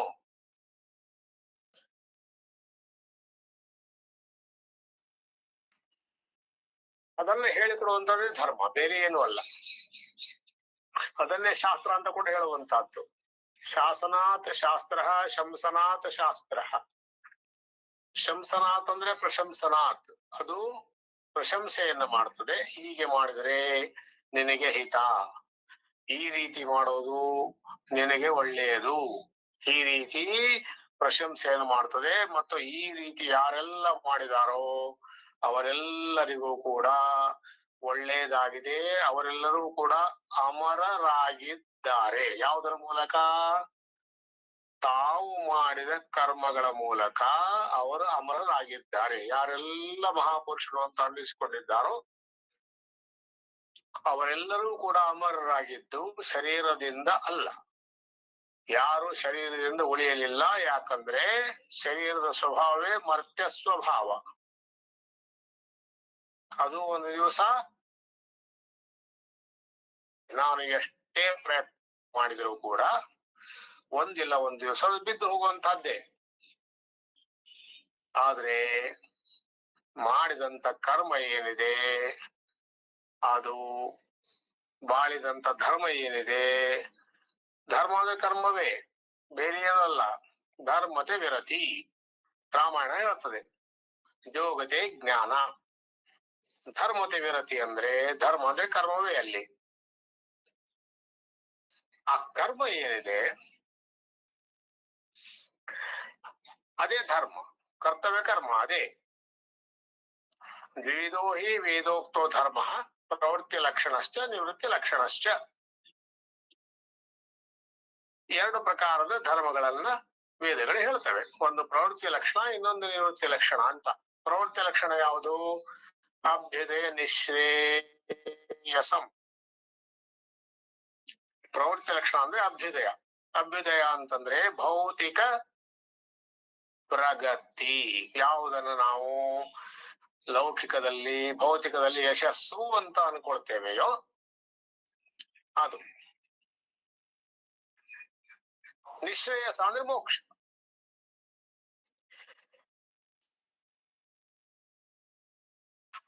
ಈಗ ಅಂತರಂಗದಲ್ಲಿ ಶಾಂತಿ ಅಂತ ಅನ್ನುವಂಥದ್ದು ಏನು ಅಂದ್ರೆ ಅದು ಮೋಕ್ಷದ ಸ್ಥಿತಿ, ಅದು ನಿಶ್ರೇಯಸ್ಸಿನ ಸ್ಥಿತಿ, ಬೇರೆ ಯಾವುದು ಅಲ್ಲ.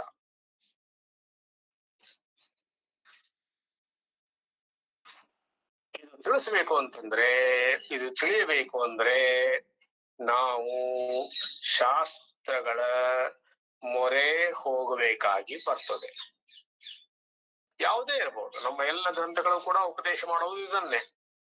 ಅದು ರಾಮಾಯಣವೋ, ಅದು ಮಹಾಭಾರತವೋ, ಅದು ಭಾಗವತವೋ, ಅದು ಪುರಾಣಗಳು, ಅದು ಗೀತೆಯೋ, ಅದೆಲ್ಲವುಗಳು ಕೂಡ ಉಪದೇಶ ಮಾಡುವುದು ಒಂದೇ. ಮಮ ಧರ್ಮ, ನನ್ನ ಧರ್ಮ, ಕರ್ತವ್ಯ ಕರ್ಮ. ನನ್ನ ಕರ್ತವ್ಯ ಕರ್ಮ ಯಾವುದು ಈಗಿನದು? ಈಗ ನಾನು ಎಲ್ಲಿದ್ದೇನೆಯೋ ಅದನ್ನ ಸಮೀಚೀನವಾಗಿ ಶಾಸ್ತ್ರಾಧಾರಿತ ರೀತಿಯಲ್ಲಿ ಒಂದು ವೇಳೆ ನಾನು ಆಚರಿಸಿದ್ದಾದರೆ ಅದರ ಪರಿಣಾಮ ಚಿತ್ತದಲ್ಲಿ ಶಾಂತಿ, ಅಂತರಂಗದಲ್ಲಿ ಶಾಂತಿ. ಯಾವಾಗ ನಾನು ಅಂತರಂಗದಲ್ಲಿ ಶಾಂತಿಯನ್ನು ಗಳಿಸ್ತೇನೆಯೋ ಆವಾಗ ನನ್ನ ಜನ್ಮ ಸಾರ್ಥಕ. ನಮ್ಮ ಗುರುಗಳು ಒಂದು ಮಾತನ್ನು ಹೇಳ್ತಾ ಇದ್ರು, ಗೃಹಸ್ಥರಿಗೆ ಈಗಲೇ ಉಪದೇಶ ಮಾಡುವಾಗ ಸಾಧನ ಪಂಚಕಂ ಒಂದು ಗ್ರಂಥ, ಅದನ್ನ ಅವರಿಗೆ ತಿಳಿದು ಕೊಡ್ತಾ ಇರುವಂತಹ ಸಂದರ್ಭದಲ್ಲಿ ಎಲ್ಲರಿಗೂ ತಿಳಿಯುವಂತ ಭಾಷೆಯಲ್ಲಿ ಅವ್ರು ಹೇಳ್ತಾ ಇದ್ರು. ಏನು ಅಂದ್ರೆ, ರಾತ್ರಿ ತಲೆದಿಂಬಿಗೆ ತಲೆಯನ್ನ ಕೊಟ್ಟ ತಕ್ಷಣ ನಿದ್ದೆ ಬಂದರೆ ಹಿಡಿದು ಅಂದ್ರೆ ಬೆಳಿಗ್ಗೆ ಎದ್ದಾಗಿನಿಂದ ಹಿಡಿದು ರಾತ್ರಿ ಮಲಗುವವರೆಗೆ ಯಾವುದೇ ರೀತಿಯ ಅಶಾಂತಿಯನ್ನ ಉಂಟು ಮಾಡುವಂತ ಕಾರ್ಯಗಳನ್ನ ಮಾಡಿಲ್ಲ. ಒಂದು ವೇಳೆ ಅಂತ ಕಾರ್ಯವನ್ನು ಮಾಡಿದ್ರೆ ಅದು ನನ್ನ ಚಿತ್ತದಲ್ಲಿ ನನ್ನನ್ನ ಸತಾಯಿಸ್ತದೆ. ಆವಾಗ ನಿದ್ದೆ ಅನ್ನುವಂತಹದ್ದು ನನ್ನಿಂದ ದೂರವಾಗ್ತದೆ. ಅದ್ರ ಬದಲು ತಕ್ಷಣ ನಾನು ಮಲಗಿದ್ದ ತಕ್ಷಣ ನಿದ್ದೆ ಬಂದ್ರೆ ಯಾರಿಗೂ ಕೂಡ ನಾನು ಅವರ ಚಿತ್ತ ಘಾಸಿಯಾಗುವಂತೆ, ಅವರ ಚಿತ್ತ ಉದ್ವೇಗಗೊಳ್ಳದಂತೆ ನಡೆದುಕೊಂಡಿದ್ದೇನೆ. ಇದನ್ನ ಗೀತೆಯಲ್ಲಿ ಭಗವಂತ ಹೇಳಿದ್ದು, ಅನುದ್ವೇಗಕರಂ ವಾಕ್ಯಂ, ಅನುದ್ವೇಗಕರಂ ವಾಕ್ಯಂ.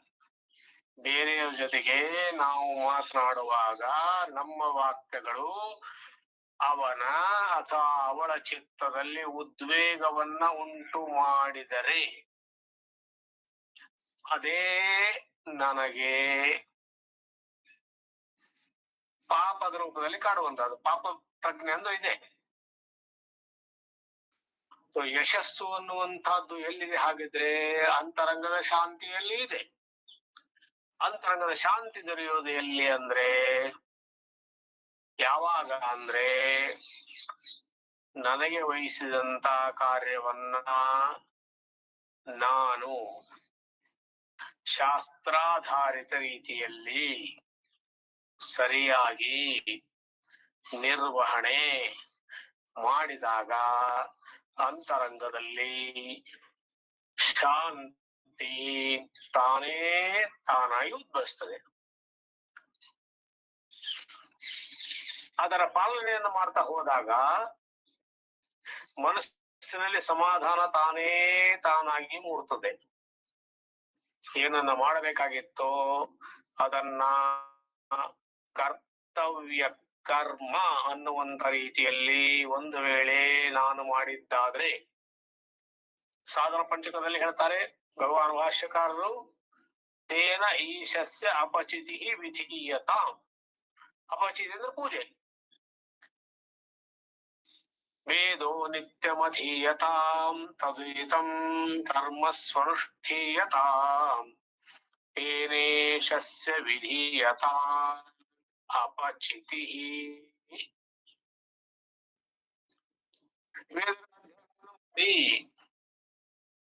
ತನ್ಮೂಲಕ ಆ ವೇದಗಳು ನಾವು ಯಾರ್ಯಾರು ಎಲ್ಲೆಲ್ಲಿ ಇದ್ದೇವೆಯೋ ಆಯಾ ಸ್ತರದಲ್ಲಿ ಏನೆಲ್ಲ ಕರ್ಮಗಳು ನಮಗೆ ಕೊಡಲ್ಪಟ್ಟಿವೆಯೋ ಅವುಗಳನ್ನ ಅನುಷ್ಠೀಯತ, ಅವುಗಳನ್ನ ಮನಮುಟ್ಟಿ ಮಾಡಬೇಕು. ಹೇಗೆ ಮಾಡಬೇಕು?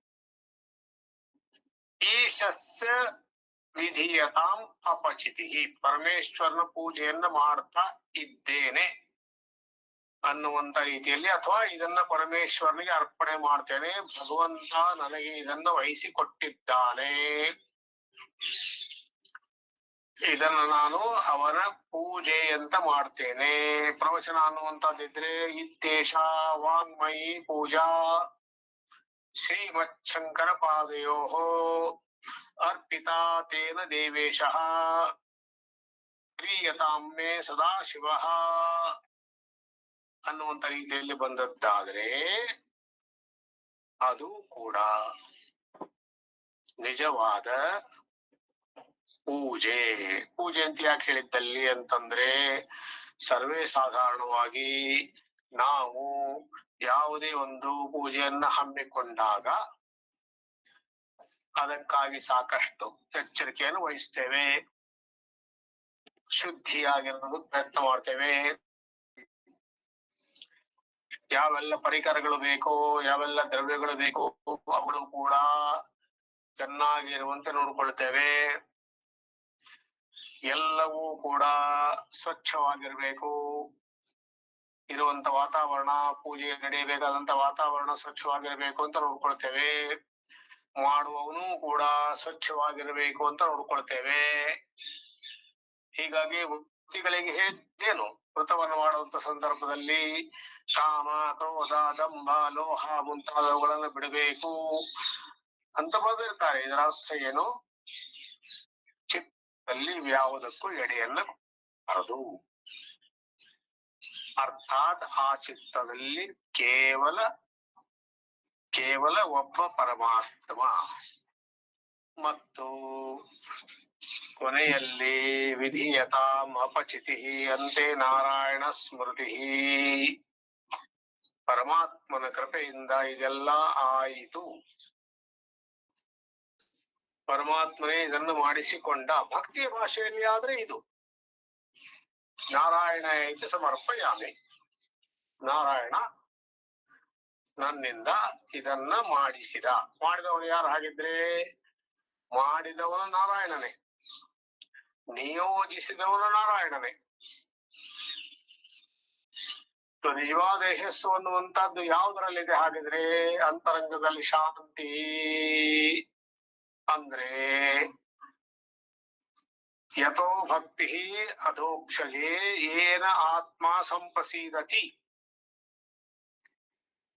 ಶ್ರೀಮದ್ಭಾಗವತ ಮಹಾಪುರಾಣ ಹೇಳ್ತದೆ, ಏನ ಆತ್ಮ ಸಂಪ್ರಸೀದತಿ ಯಥೋ ಭಕ್ತಿ ಅಧೋಕ್ಷಜೆ.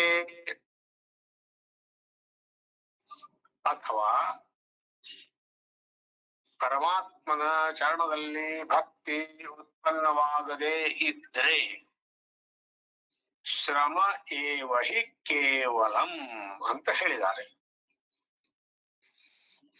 ಶ್ರಮವಾಯ್ತು, ಮಾಡಿದೆ, ಕರ್ಮವನ್ನು ಮಾಡಿದೆ, ಆದ್ರೆ ಏನಾಯ್ತು ಪರಿಣಾಮ? ಶ್ರಮ ಏವ, ಶ್ರಮ ಪಟ್ಟಿದ್ದಾಯ್ತೆ ಹೊರತು ಒಳಗಿನ ಪರಮಾತ್ಮ ಸಂಪ್ರೀತನಾಗಲಿಲ್ಲ. ಅವನು ಸಂಪ್ರೀತನಾಗಲಿಲ್ಲ. ಇದರ ಅರ್ಥ ನಾನು ಮಾಡಿದ್ದು ಎಲ್ಲಿಯೋ ತಪ್ಪಿದೆ, ಏನೋ ತಪ್ಪಾಗಿದೆ, ಅರ್ಥಾತ್ ಎಲ್ಲಿಯೋ ನನಗೆ ನನ್ನ ಚಿತ್ತದಲ್ಲಿ ಅಹಂಕಾರಕ್ಕೆ ಎಡೆಯಾಗಿದೆ, ಎಡೆ ಮಾಡಿ ಕೊಟ್ಟಿದ್ದೇನೆ, ಎಲ್ಲೋ ನಾನು ಮಾಡ್ತಾ ಇದ್ದೇನೆ ಅನ್ನುವಂತಹದ್ದು ಬಂತು ಅಂದ್ರೆ ಅಲ್ಲಿಗೆ ಹೋಯ್ತು. ಶಿವಾಜಿ ಮಹಾರಾಜ ಕೋಟೆಯನ್ನ ಕಟ್ಟಿಸ್ತಾ ಇದ್ದ. ಆ ಸಮಯದಲ್ಲಿ 5,000 ಜನಗಳು ಆ ಕಾರ್ಯದಲ್ಲಿ ನಿರತರಾಗಿದ್ದರು. ಪ್ರತಿ ದಿವಸವನು ಅದರ ಮೇಲ್ವಿಚಾರಣೆಗೆ ಬರ್ತಾ ಇದ್ದ. ಎಲ್ಲಿಯವರೆಗೆ ಬಂದಿದೆ ಕೆಲಸ, ಎಲ್ಲಿಯವರೆಗೆ ಪ್ರಗತಿಯಲ್ಲಿದೆ, ಎಷ್ಟು ಪ್ರಗತಿಯಲ್ಲಿದೆ ಅದನ್ನ ನೋಡೋದಕ್ಕೆ ಬರ್ತಾ ಇದ್ದ. ಹಾಗೆ ಬರ್ತಾ ಬರ್ತಾ ಬರ್ತಾ ಒಂದು ದಿವಸ ಬಂದಾಗ, ಒಂದು ದಿವಸ ಮನಸ್ಸಿನಲ್ಲಿ ಯೋಚನೆ ಬರ್ತದೆ. ನೋಡ್ತಾನೆ 5,000 ಜನ ಆ ಸಮಯದಲ್ಲಿ ಅಲ್ಲಿ ಕೆಲಸದಲ್ಲಿ ನಿರತರಾಗಿದ್ದರು ಅಂತ ಬರ್ತದೆ ಉಲ್ಲೇಖ. ಮೇಲಿನಿಂದ ನೋಡ್ತಿದ್ದಾನೆ, 5,000 ಜನಗಳು ಕೆಲಸದಲ್ಲಿ ನಿರತರಾಗಿದ್ದಾರೆ. ಅವನ ಮನಸ್ಸಿನಲ್ಲಿ ಬಂತು ಅಭಿಮಾನ. ನನ್ನಿಂದ ಇಷ್ಟೆಲ್ಲ ಜನರಿಗೆ ಜೀವನೋಪಾಯಕ್ಕೆ ದಾರಿ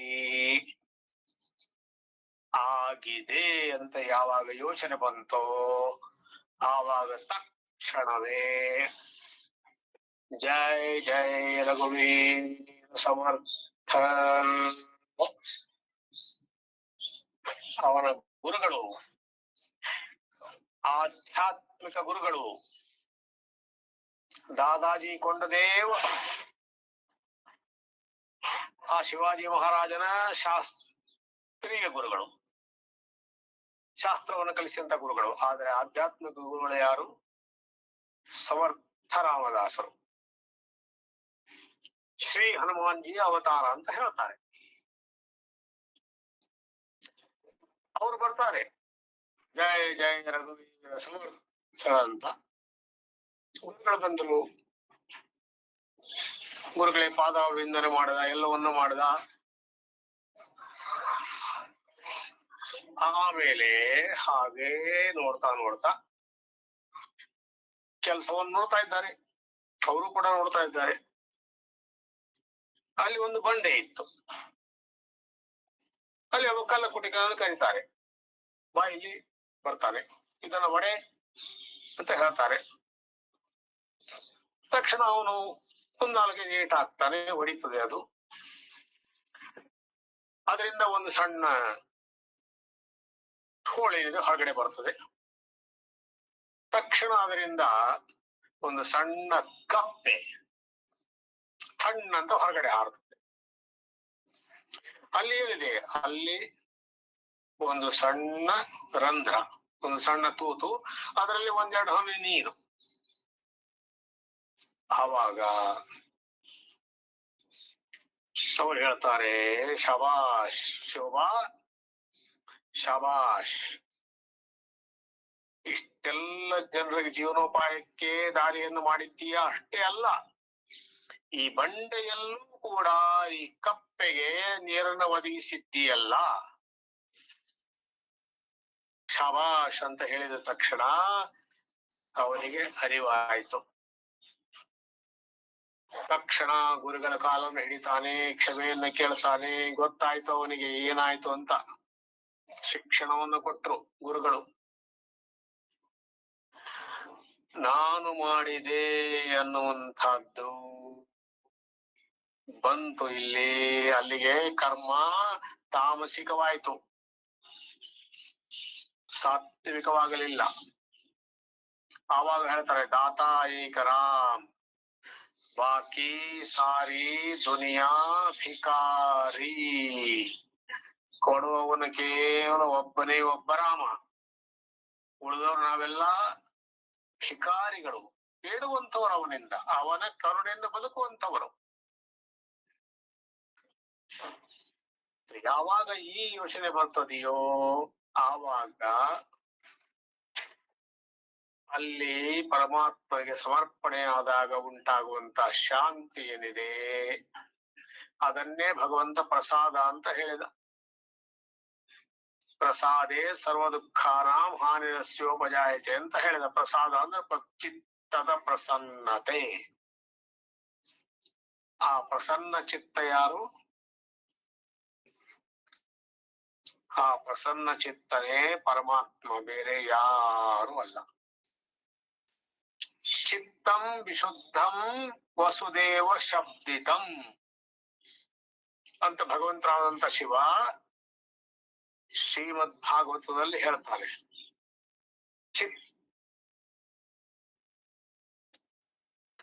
ಶುದ್ಧವಾದಂತಃಕರಣ ಅಂತ ಏನಿದೆ ಅದು ವಾಸುದೇವನೇ, ಬೇರೆ ಯಾರು ಅಲ್ಲ. ಇನ್ನು ವೇದಾಂತದಲ್ಲಿ ಚಿತ್ತಸ್ಯ ವಾಸುದೇವ ಅಂತ ಬಂದಿದೆ. ಚಿತ್ತದ ಅಧಿಷ್ಠಾತ್ರ ದೇವತೆ ವಾಸುದೇವ ಅಂತ ಬಂದಿದೆ. ನಾವು ಏನೆಲ್ಲವನ್ನು ಮಾಡ್ತೇವೆಯೋ ಅದು ಪರಮಾತ್ಮನಿಗೆ ಸಮರ್ಪಣೆಯಾದಾಗ ಅಂತರಂಗದಲ್ಲಿ ಶಾಂತಿ ತಾನೇ ತಾನಾಗಿ ಉದ್ಭವ ಆಗುತ್ತದೆ. ಯಾಕೆ ಅಂದ್ರೆ ಆತ್ಮ ಸಂಪ್ರಸೀದತಿ, ಒಳಗೆ ಇರುವಂತ ಪರಮಾತ್ಮ ಸಂತುಷ್ಟನಾದ, ಸಂಪ್ರೀತನಾದ.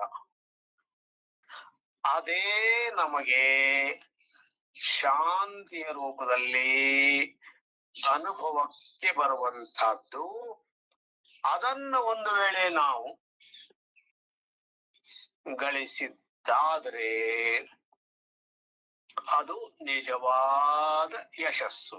ಆದರೆ ಶಾಸ್ತ್ರಗಳು ಹೇಳುವಂತಹದ್ದು, ಆ ಯಶಸ್ಸನ್ನ ಗಳಿಸಬೇಕಾದಾಗ ಪೂಜ್ಯ ಗುರುದೇವರು ಹೇಳ್ತಾ ಇದ್ರು, to achieve a big goal you have to set small goals ಅಂತ ಹೇಳ್ತಾ ಇದ್ರು. ಲೈಕ್ ಪೋಲ್ ವಾಲ್ಟ್, ಈ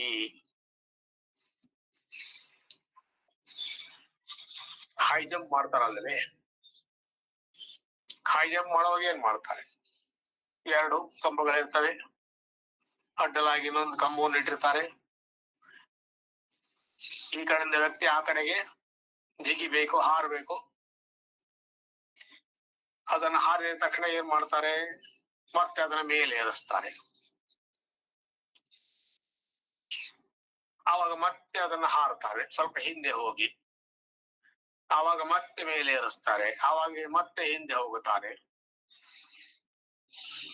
ಈ ರೀತಿ ತುತ್ತ ತುದಿ ಎನ್ನುವಂತಹದ್ದು ಮ್ಯಾಕ್ಸಿಮಮ್ ಅಂತ ಏನಿಟ್ಟಿರ್ತಾರೋ ಅದನ್ನು ಹಾಕಿದಾಗ ಇವನು ಎಷ್ಟು ದೂರದಿಂದ ಹಿಂದೆ ಓಡಿ ಹೋಗಿ ಓಡ್ತಾನೋ, ಓಡಿ ಅಷ್ಟೇ ದೂರದಿಂದ ಓಡಿ ಬಂದು ಯಾವಾಗ ಅವನು ನೆಗಿತಾನೆಯೋ ಆವಾಗ ಅವನು ಯಶಸ್ಸನ್ನ ಗಳಿಸಿದ. ಆದ್ರೆ ಒಮ್ಮೆಲೆ ಮೇಲೆ ಹಾರುವುದಕ್ಕೆ ಆಗುವುದಿಲ್ಲ. ಅದಕ್ಕಾಗಿ ಸಣ್ಣ ಸಣ್ಣ ಗೋಲುಗಳನ್ನ, ಅಂದ್ರೆ ಸಣ್ಣ ಸಣ್ಣದನ್ನ ಮಾಡ್ತಾ ಇರುವಾಗಲೇ ಏನು ನಮಗೆ ಅಲ್ಪ ಸ್ವಲ್ಪ ಯಶಸ್ಸು ಸಿಗುತ್ತಾ ಹೋಗುತ್ತದೆಯೋ ಅದರ ಸಮರ್ಪಣೆಯನ್ನ ಮಾಡ್ತಾ ಮಾಡ್ತಾ ಬಂದಾಗ ನಮ್ಮಲ್ಲಿ ಸಾತ್ವಿಕ ಶಕ್ತಿ ಮೂಡ್ತದೆ. ಆ ಸಾತ್ವಿಕ ಶಕ್ತಿ ಬಲವತ್ತರವಾಗಿ ದೊಡ್ಡದಾಗಿ ಪರಮಾತ್ಮನ ಶಕ್ತಿಯಲ್ಲಿ ಅದು ಪರಿವರ್ತನೆಗೊಳ್ಳುತ್ತದೆ. ಅಂತರಂಗದಲ್ಲಿಯ ಶಾಂತಿ ಯಶಸ್ಸಿಗೆ ದಾರಿ ಅಂತ ಅಂದ್ರೆ, ಅಂತರಂಗದಲ್ಲಿ ಯಶಸ್ಸು ದೊರೆಯುವುದು, ಶಾಂತಿ ದೊರೆಯುವುದು ಯಾವಾಗ? ಚಿತ್ತದಲ್ಲಿ ಕಾಮನೆಗಳು ಕಡಿಮೆ ಆದಾಗ, ಸ್ವಾರ್ಥಪೂರಿತ ಕಾಮನೆಗಳು ಕಡಿಮೆಯಾದಾಗ. ಎಲ್ಲಿಯವರೆಗೆ ಸ್ವಾರ್ಥಪೂರಿತ ಕಾಮನೆಗಳು ನಮ್ಮ ಚಿತ್ತದಲ್ಲಿ ಇರ್ತವೆಯೋ ಅಲ್ಲಿಯವರೆಗೆ ಈ ಶಾಂತಿ ಅನ್ನುವಂತಹದ್ದು ನಮಗೆ ಮೊದಲೇ ಹೇಳಿದ ಹಾಗೆ ಮರೀಚಿಕೆಯೇ, ಮೃಗ ತೃಷ್ಣೆಯೇ.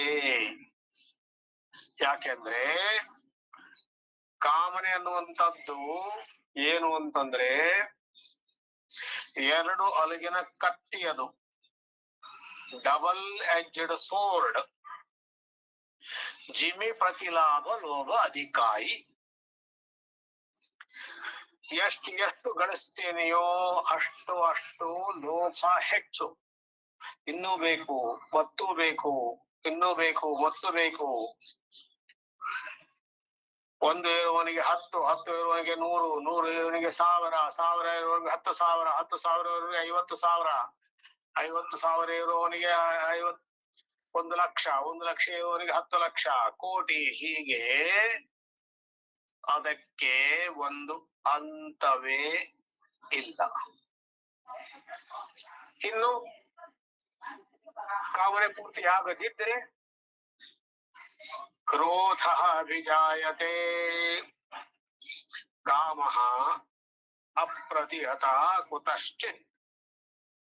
ನನ್ನ ಚಿತ್ತದಲ್ಲಿಯ ಕಾಮನೆ ಒಂದು ವೇಳೆ ಯಾರಾದರೂ ಅಥವಾ ಯಾವುದಾದ್ರೂ ಅಡ್ಡಿ ಬಂದ್ರೆ ಇದೇ ಕಾಮನೆ ಕ್ರೋಧದಲ್ಲಿ ಪರಿವರ್ತನೆಗೊಳ್ಳುತ್ತದೆ.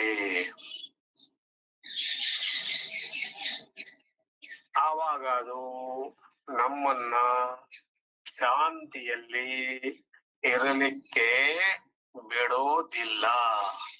ಯಾವಾಗ ಚಿತ್ತದಲ್ಲಿ ಅಶಾಂತತೆ ಉಂಟಾಯ್ತೋ ಅದು ಯಶಸ್ಸು ಅಲ್ಲವೇ ಅಲ್ಲ.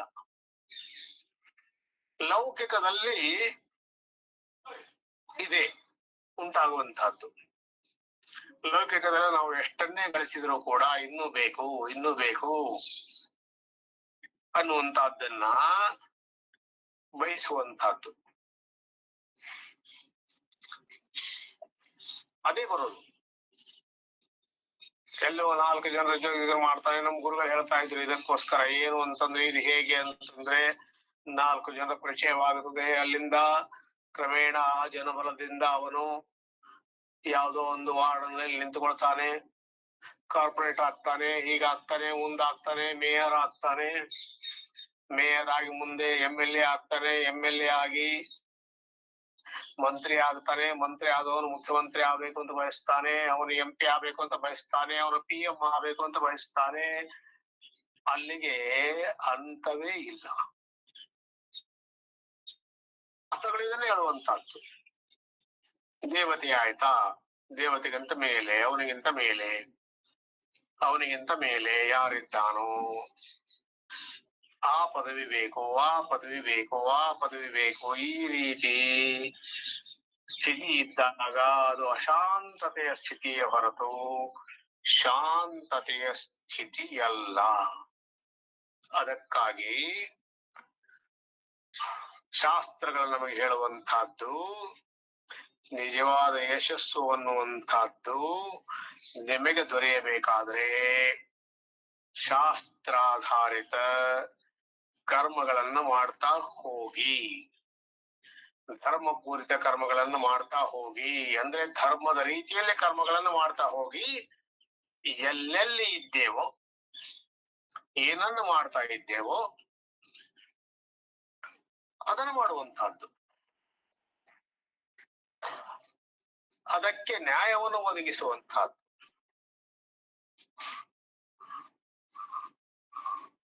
ಆವಾಗ ಕೊನೆಯಲ್ಲಿ ನನಗೆ ನಾನು ಮಾಡಿದಂತ ಕಾರ್ಯ ನನಗೆ ಸಂತೃಪ್ತಿ ತಂದಿದೆ ಅಂತ ಅನ್ನುವಂಥದ್ದು ಯಾವಾಗ,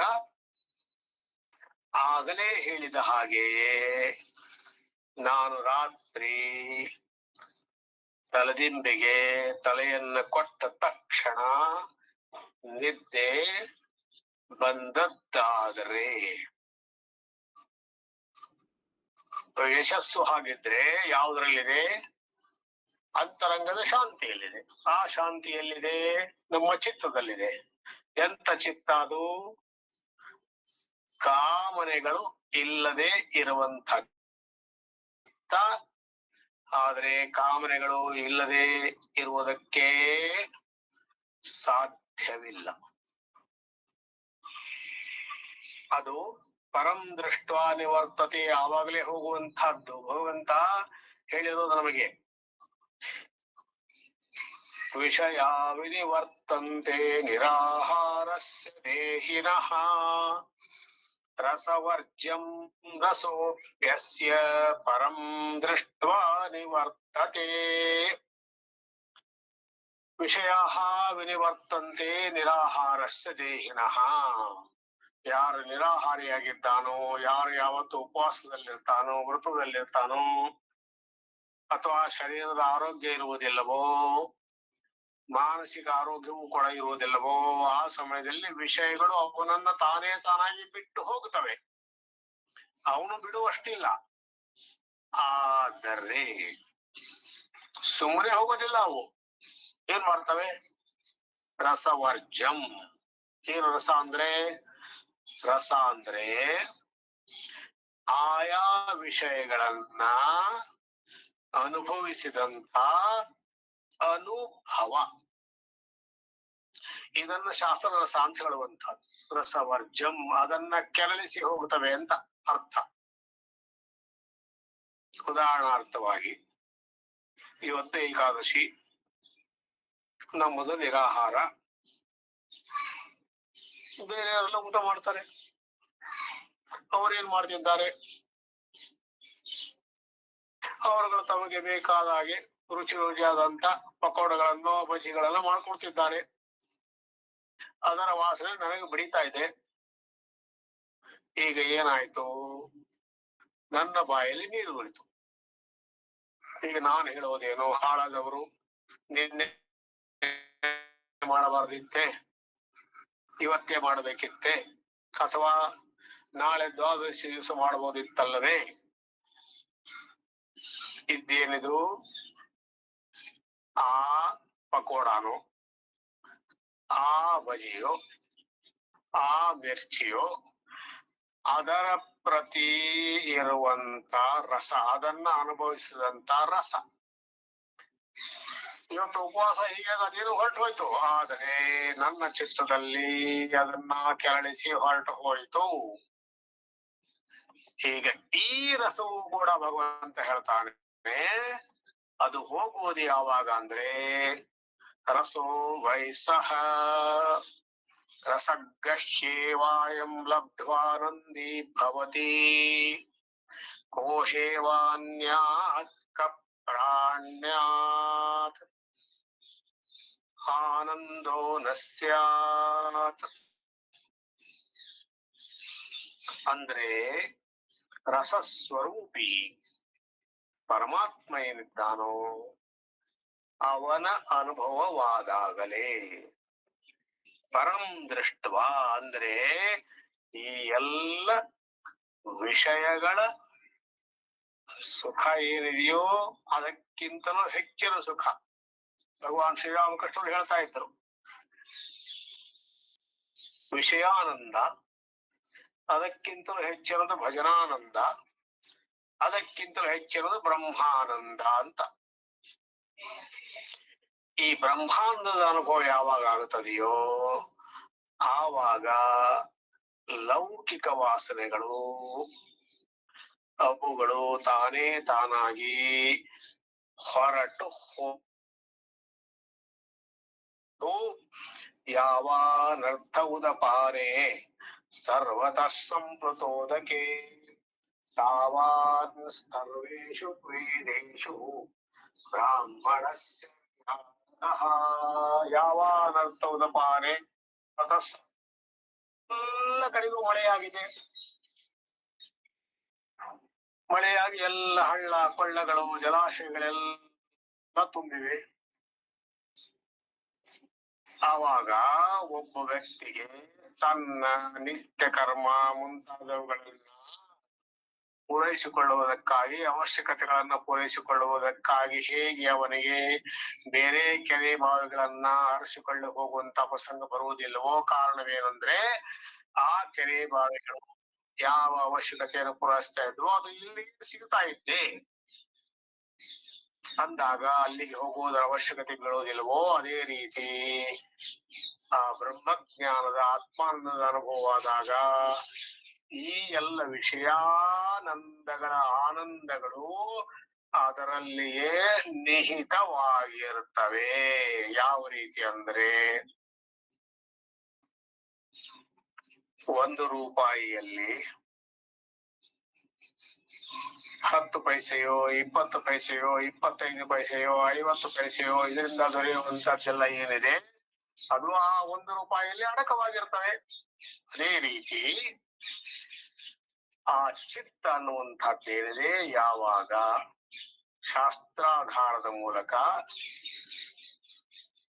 ಕಾರ್ಯಗಳನ್ನು ಮಾಡ್ತಾ ಹೋಗುತ್ತದೆಯೋ ಆವಾಗ ಆ ಚಿತ್ತದಲ್ಲಿ ಶಾಂತಿ ತಾನೇ ತಾನಾಗಿ ನೆರವೇರಿಸುತ್ತದೆ.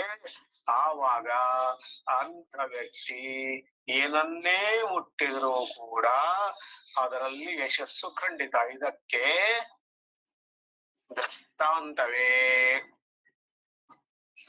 ಶ್ರೀ ಹನುಮಾನ್ ಜಿ. ಅವನು ಯಾವೆಲ್ಲ ಕಾರ್ಯಗಳನ್ನ ಕೈಗೊಂಡನೋ ಯಾವ ಕಾರ್ಯದಲ್ಲೂ ಅವನಿಗೆ ಅಪಯಶ ಅನ್ನುವುದು ಸಿಗಲೇ ಇಲ್ಲ. ಕಾರಣವೇನೆಂದ್ರೆ ಅವನ ಒಳಗೆ ರಾಮಾನಂದವೇ ತುಂಬಿತ್ತು, ರಾಮನೇ ತುಂಬಿದ್ದ. ಅದರಿಂದ ಅವನಿಗೆ ಎಲ್ಲದರಲ್ಲಿಯೂ ಕೂಡ ಯಶಸ್ಸು ದೊರೆತದ್ದು. ಅಶಾಂತಿ ಉಂಟಾಗಬೇಕಾದ್ರೆ ನಾನು ಮಾಡಿದೆ ಅನ್ನುವಂಥದ್ದು ಬಂದಾಗ,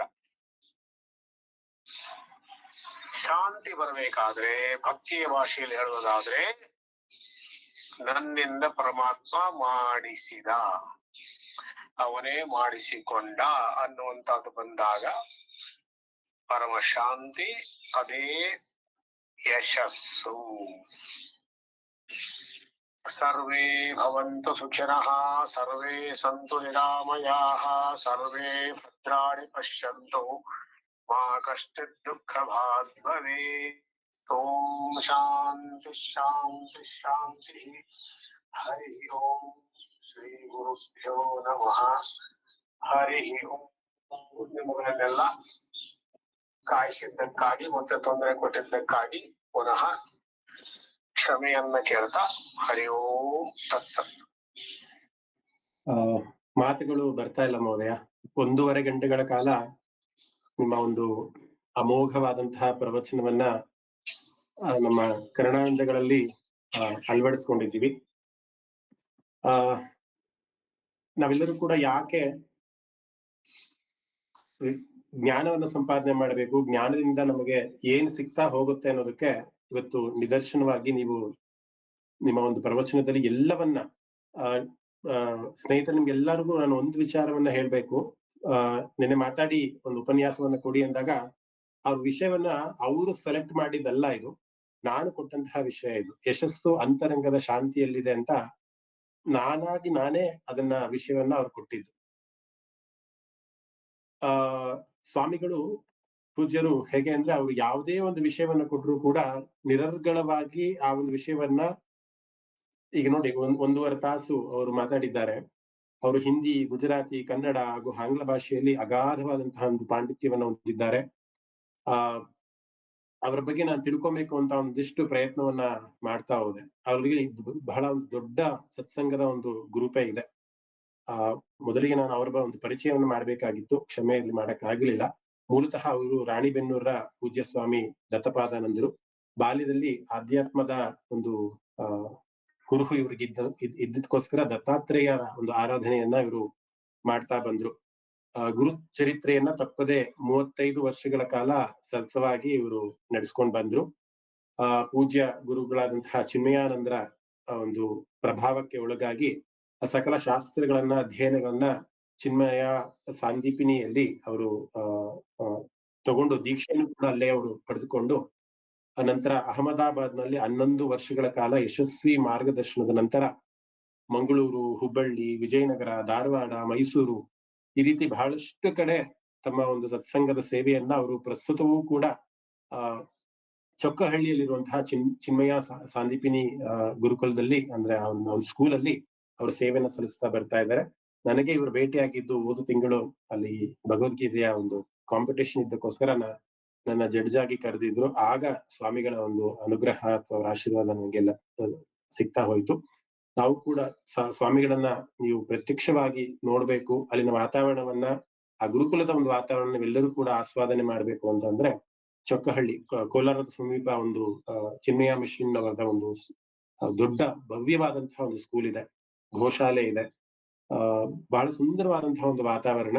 ಚೊಕ್ಕಹಳ್ಳಿಯಲ್ಲಿರುವಂತಹ ಚಿನ್ಮಯ ಸಾಂದೀಪಿನಿ ಸೇವೆಯಲ್ಲಿ ಪೂಜ್ಯರು ಭಗವದ್ಗೀತೆಯ ಒಂದು ಪಾಠವನ್ನ ಮಕ್ಕಳಿಗೆ, ಅಲ್ಲಿರುವಂತಹ ಶಿಕ್ಷಕರಿಗೆ ಎಲ್ಲರನ್ನೂ ಕೂಡ ಮಾಡಿ ಸಾಧಕರಿಗೆ ಮಾರ್ಗದರ್ಶನವನ್ನು ನೀಡುವಂತಹ ಒಂದು ಅಮೋಘವಾದಂತಹ ಒಂದು ಕೆಲಸವನ್ನ ಮಾಡ್ತಿದ್ದಾರೆ. ಅವರ ಜೀವನ ಶೈಲಿ ನಾವು ನೋಡ್ತಾ ಹೋದ್ರೆ ಬಹಳ ಸುಲಭ, ಬಹಳ ಸರಳ. ನಾನು 1 ದಿನಗಳ ಕಾಲ ಪೂರ್ತಿ ಅವರ ಜೊತೆ ಇದ್ದೆ. ಅಂದ್ರೆ ಬೆಳಿಗ್ಗೆ ಹೋದವನು ಸಾಯಂಕಾಲ ತನಕನೂ ಕೂಡ ಆ ಒಂದು ವಾತಾವರಣದಲ್ಲಿ ನಾನು ಇದ್ದೆ, ಅವ್ರನ್ನ ನೋಡ್ತಾ ಇದ್ದೆ. ಅವ್ರ ಜೀವನ ಶೈಲಿ ಎಷ್ಟು ಸರಳವಾಗಿತ್ತು, ಎಷ್ಟು ಸುಲಭವಾಗಿತ್ತು, ಎಷ್ಟು ಭಾವಪೂರ್ಣವಾಗಿತ್ತು, ಎಷ್ಟು ಪ್ರಶಾಂತವಾಗಿತ್ತು. ಅವರ ಮುಖ ತೇಜಸ್ಸು ಎಷ್ಟರ ಮಟ್ಟಿಗೆ ಆಕರ್ಷಿತವಾಗಿತ್ತು ಅಂತಂದ್ರೆ ಪರಮಾತ್ಮನ ತತ್ವ, ಪರಮಾತ್ಮನ ಒಂದು ತೇಜಸ್ಸು ಅವರಲ್ಲಿ ಮೂಡ್ತಾ ಇದೆ ಅನ್ನೋದು ನೀವು ನೋಡಿರ್ಬೋದು. ಸಂಸ್ಕೃತದ ಉಪನಿಷತ್ತಿನ ಪದಗಳಾಗಿರ್ಬೋದು ಅಥವಾ ಗೀತೆಯ ಪದ ಭಾಗವತದ್ದಾಗಿರ್ಬೋದು, ಎಲ್ಲವನ್ನೂ ಕೂಡ ನಿರರ್ಗಳವಾಗಿ ನಮ್ಗೆ ಅವರ ಒಂದು ಜೀವನ ಶೈಲಿಯ ಅಂತದ್ದು, ಅವ್ರ ಜ್ಞಾನವು ಅಷ್ಟು ಅಗಾಧವಾದಂತಹ ಒಂದು ಜ್ಞಾನವನ್ನ ಇಟ್ಕೊಂಡು ನಮಗೆ ಪ್ರವಚನವನ್ನ ಮಾಡಿದ್ದಾರೆ. ನನಗೆ ಕೇಳ್ಪಟ್ಟಂತಹ ಇನ್ನೊಂದು ವಿಚಾರ ಏನಂತ ಅಂದ್ರೆ, ಯಾರು ಮಾನಸಿಕವಾಗಿ ಒತ್ತಡದಲ್ಲಿರ್ತಾರೆ ಅಥವಾ ಯಾರು ಈ ಡಿಪ್ರೆಷನ್ ಅನ್ನುವಂತಹ ಒಂದು ರೀತಿನಲ್ಲಿ ಬಹಳ ಲೌಕಿಕವಾಗಿ ಹೋಗಿರ್ತಾರೆ ಅಂತವ್ರೆಲ್ಲರೂ ಕೂಡ ಇಂತಹ ಪೂಜ್ಯರನ್ನ ಹೋಗಿ ಭೇಟಿ ಮಾಡಿ ಅವರು ಕೌನ್ಸಿಲಿಂಗ್ ಮುಖಾಂತರನು ಕೂಡ ಅವರಲ್ಲಿರುವಂತ ಎಲ್ಲಾ ಒಂದು ಸಂಕಷ್ಟಗಳನ್ನ ಅಥವಾ ಪರಿಹಾರವನ್ನ ಕೊಡ್ತಾ ಅವರಿಗೆ ಶಾಂತಿಯನ್ನ ನೀಡಲು ಕೂಡ ಅವರು ಭಾಗಿಯಾಗಿದ್ದಾರೆ. ಅವರು ಆಗಮಶಾಸ್ತ್ರ, ಕರ್ಮಕಾಂಡ ಮತ್ತೆ ವೈದಿಕ ಆಚರಣೆ ವಿದ್ಯುಕ್ತವಾಗಿ ಅಧ್ಯಯನ ನಡೆಸಿ ಹಲವು ಪಾಂಡಿತ್ಯಗಳನ್ನ ಪಡೆದಿದ್ದಾರೆ. ಎಲ್ಲರೂ ಕೂಡ ಗೊತ್ತಿರೋ ಭಗವದ್ಗೀತೆ ಅಂದ್ರೆ ನಾವು ಚಿನ್ಮಯ ಮಿಷನ್ ಅಂತ ಹೇಳ್ತೀವಿ. ಅಂತ ದೊಡ್ಡ ಚಿನ್ಮಯ ಮಿಷನ್ ಸಂಸ್ಥೆಯ ಧಾರ್ಮಿಕ ಹೋಮ ಹವನ ಕಾರ್ಯಕ್ರಮಗಳಾಗಿರ್ಬೋದು ಪ್ರಧಾನ ಪಾತ್ರವನ್ನ ಸ್ವಾಮೀಜಿಯವರು ವಹಿಸ್ಕೊಂಡಿದ್ದಾರೆ. ನಾವೆಲ್ಲರೂ ಕೂಡ ಖಂಡಿತವಾಗಿ ಕೋಲಾರದಲ್ಲಿರುವಂತಹ ಚೊಕ್ಕಹಳ್ಳಿಯಲ್ಲಿರುವಂತಹ ಈ ಒಂದು ಸಾಂದೀಪಿನಿ ಗುರುಕುಲಕ್ಕೆ ನಾವೆಲ್ಲರೂ ಕೂಡ ಒಂದ್ಸತಿ ಖಂಡಿತ ಭೇಟಿ ನೀಡಬೇಕು. ಒಂದು ಭವ್ಯವಾದಂತಹ ಬೃಹದಾಕಾರವಂತಹ ಒಂದು ಗಣೇಶನ ಮೂರ್ತಿ ಅಲ್ಲಿದೆ. ಈಶ್ವರನ ಒಂದು ದೇವಾಲಯ ಇದೆ. ಬಹಳ ಪರಿಸರವಾದಂತಹ ಪರಿಶುದ್ಧವಾದಂತಹ ವಾತಾವರಣ ನಮ್ಗೆ ಅಲ್ಲಿ ಸಿಗ್ತಾ ಹೋಗುತ್ತೆ. ಸ್ವಾಮಿಗಳು ಇನ್ನೂ ಲೈನ್ ಅಲ್ಲಿ ಇದ್ದಾರೆ. ಸ್ವಾಮಿಗಳಿಗೆ ನಾವಿಲ್ಲಿ ಆಲ್ಮೋಸ್ಟ್ ಒಂದು 75 ಜನ ನಿಮ್ಮ ಒಂದು ಉಪನ್ಯಾಸವನ್ನ ಇವತ್ತು ಆಲಿಸಿದ್ದಾರೆ. ನಿಜವಾಗ್ಲೂ ಕೂಡ ಕರ್ಣಾನಂದ ಆನಂದವನ್ನು ಹೇಳಿದ್ರಿ. ಇಂದ್ರಿಯಾನಂದ, ಭಜನಾನಂದ ಮತ್ತೆ ಆತ್ಮಾನಂದ ಅಂತ ಮೂರು ರೀತಿಯ ಒಂದು ಆನಂದವನ್ನ ನೀವು ಹೇಳಿದ್ರಿ. ಖಂಡಿತ ಅಟ್ಲೀಸ್ಟ್ ಭಜನಾನಂದ ಆಗೋಷ್ಟರ ಮಟ್ಟಿಗೆ ಇವತ್ತು ಈ ಸತ್ಸಂಗದಲ್ಲಿ ನೀವು ನಮಗೆ ಪಾಲ್ಗೊಂಡಿದ್ದೀರಾ. ನಿಮಗೆ ಶಿರಬಾಗಿದ, ತಲೆಬಾಗಿದ, ದೇಹಬಾಗಿದ ಶಿರಸಾನಂದ ಪ್ರಣಾಮಗಳನ್ನ ನಾನು ಮತ್ತೆ ಇಲ್ಲಿರುವಂತಹ ನನ್ನ ಎಲ್ಲಾ ಸಂಗಡಿಗರು ಅಂತ ಹೇಳ್ಬೋದು, ಶಿಷ್ಯಂದ್ರ ಹೇಳಿದ್ರೆ ತಪ್ಪಾಗುತ್ತೆ, ಎಲ್ಲರೂ ಕೂಡ ನಿಮಗೆ ನಿಮ್ಮ ಚರಣಗಳಿಗೆ ವಂದಿಸ್ತಾ ಇದೀವಿ ಮಹೋದಯ. ಒಂದಿಷ್ಟು ಕಾಲ ಒಂದೂವರೆ ಗಂಟೆಗಳ ಕಾಲ ನಮ್ಮ ಜೊತೆ ಇದ್ದು ನೀವು ನಿಮ್ಮ ಪ್ರವಚನವನ್ನ ನೀಡಿದ್ದೀರಾ. ನಿಮಗೆ ಶಿರಸಾಷ್ಟಾನಂದ ಪ್ರಣಾಮಗಳು ಮಹೋದಯ.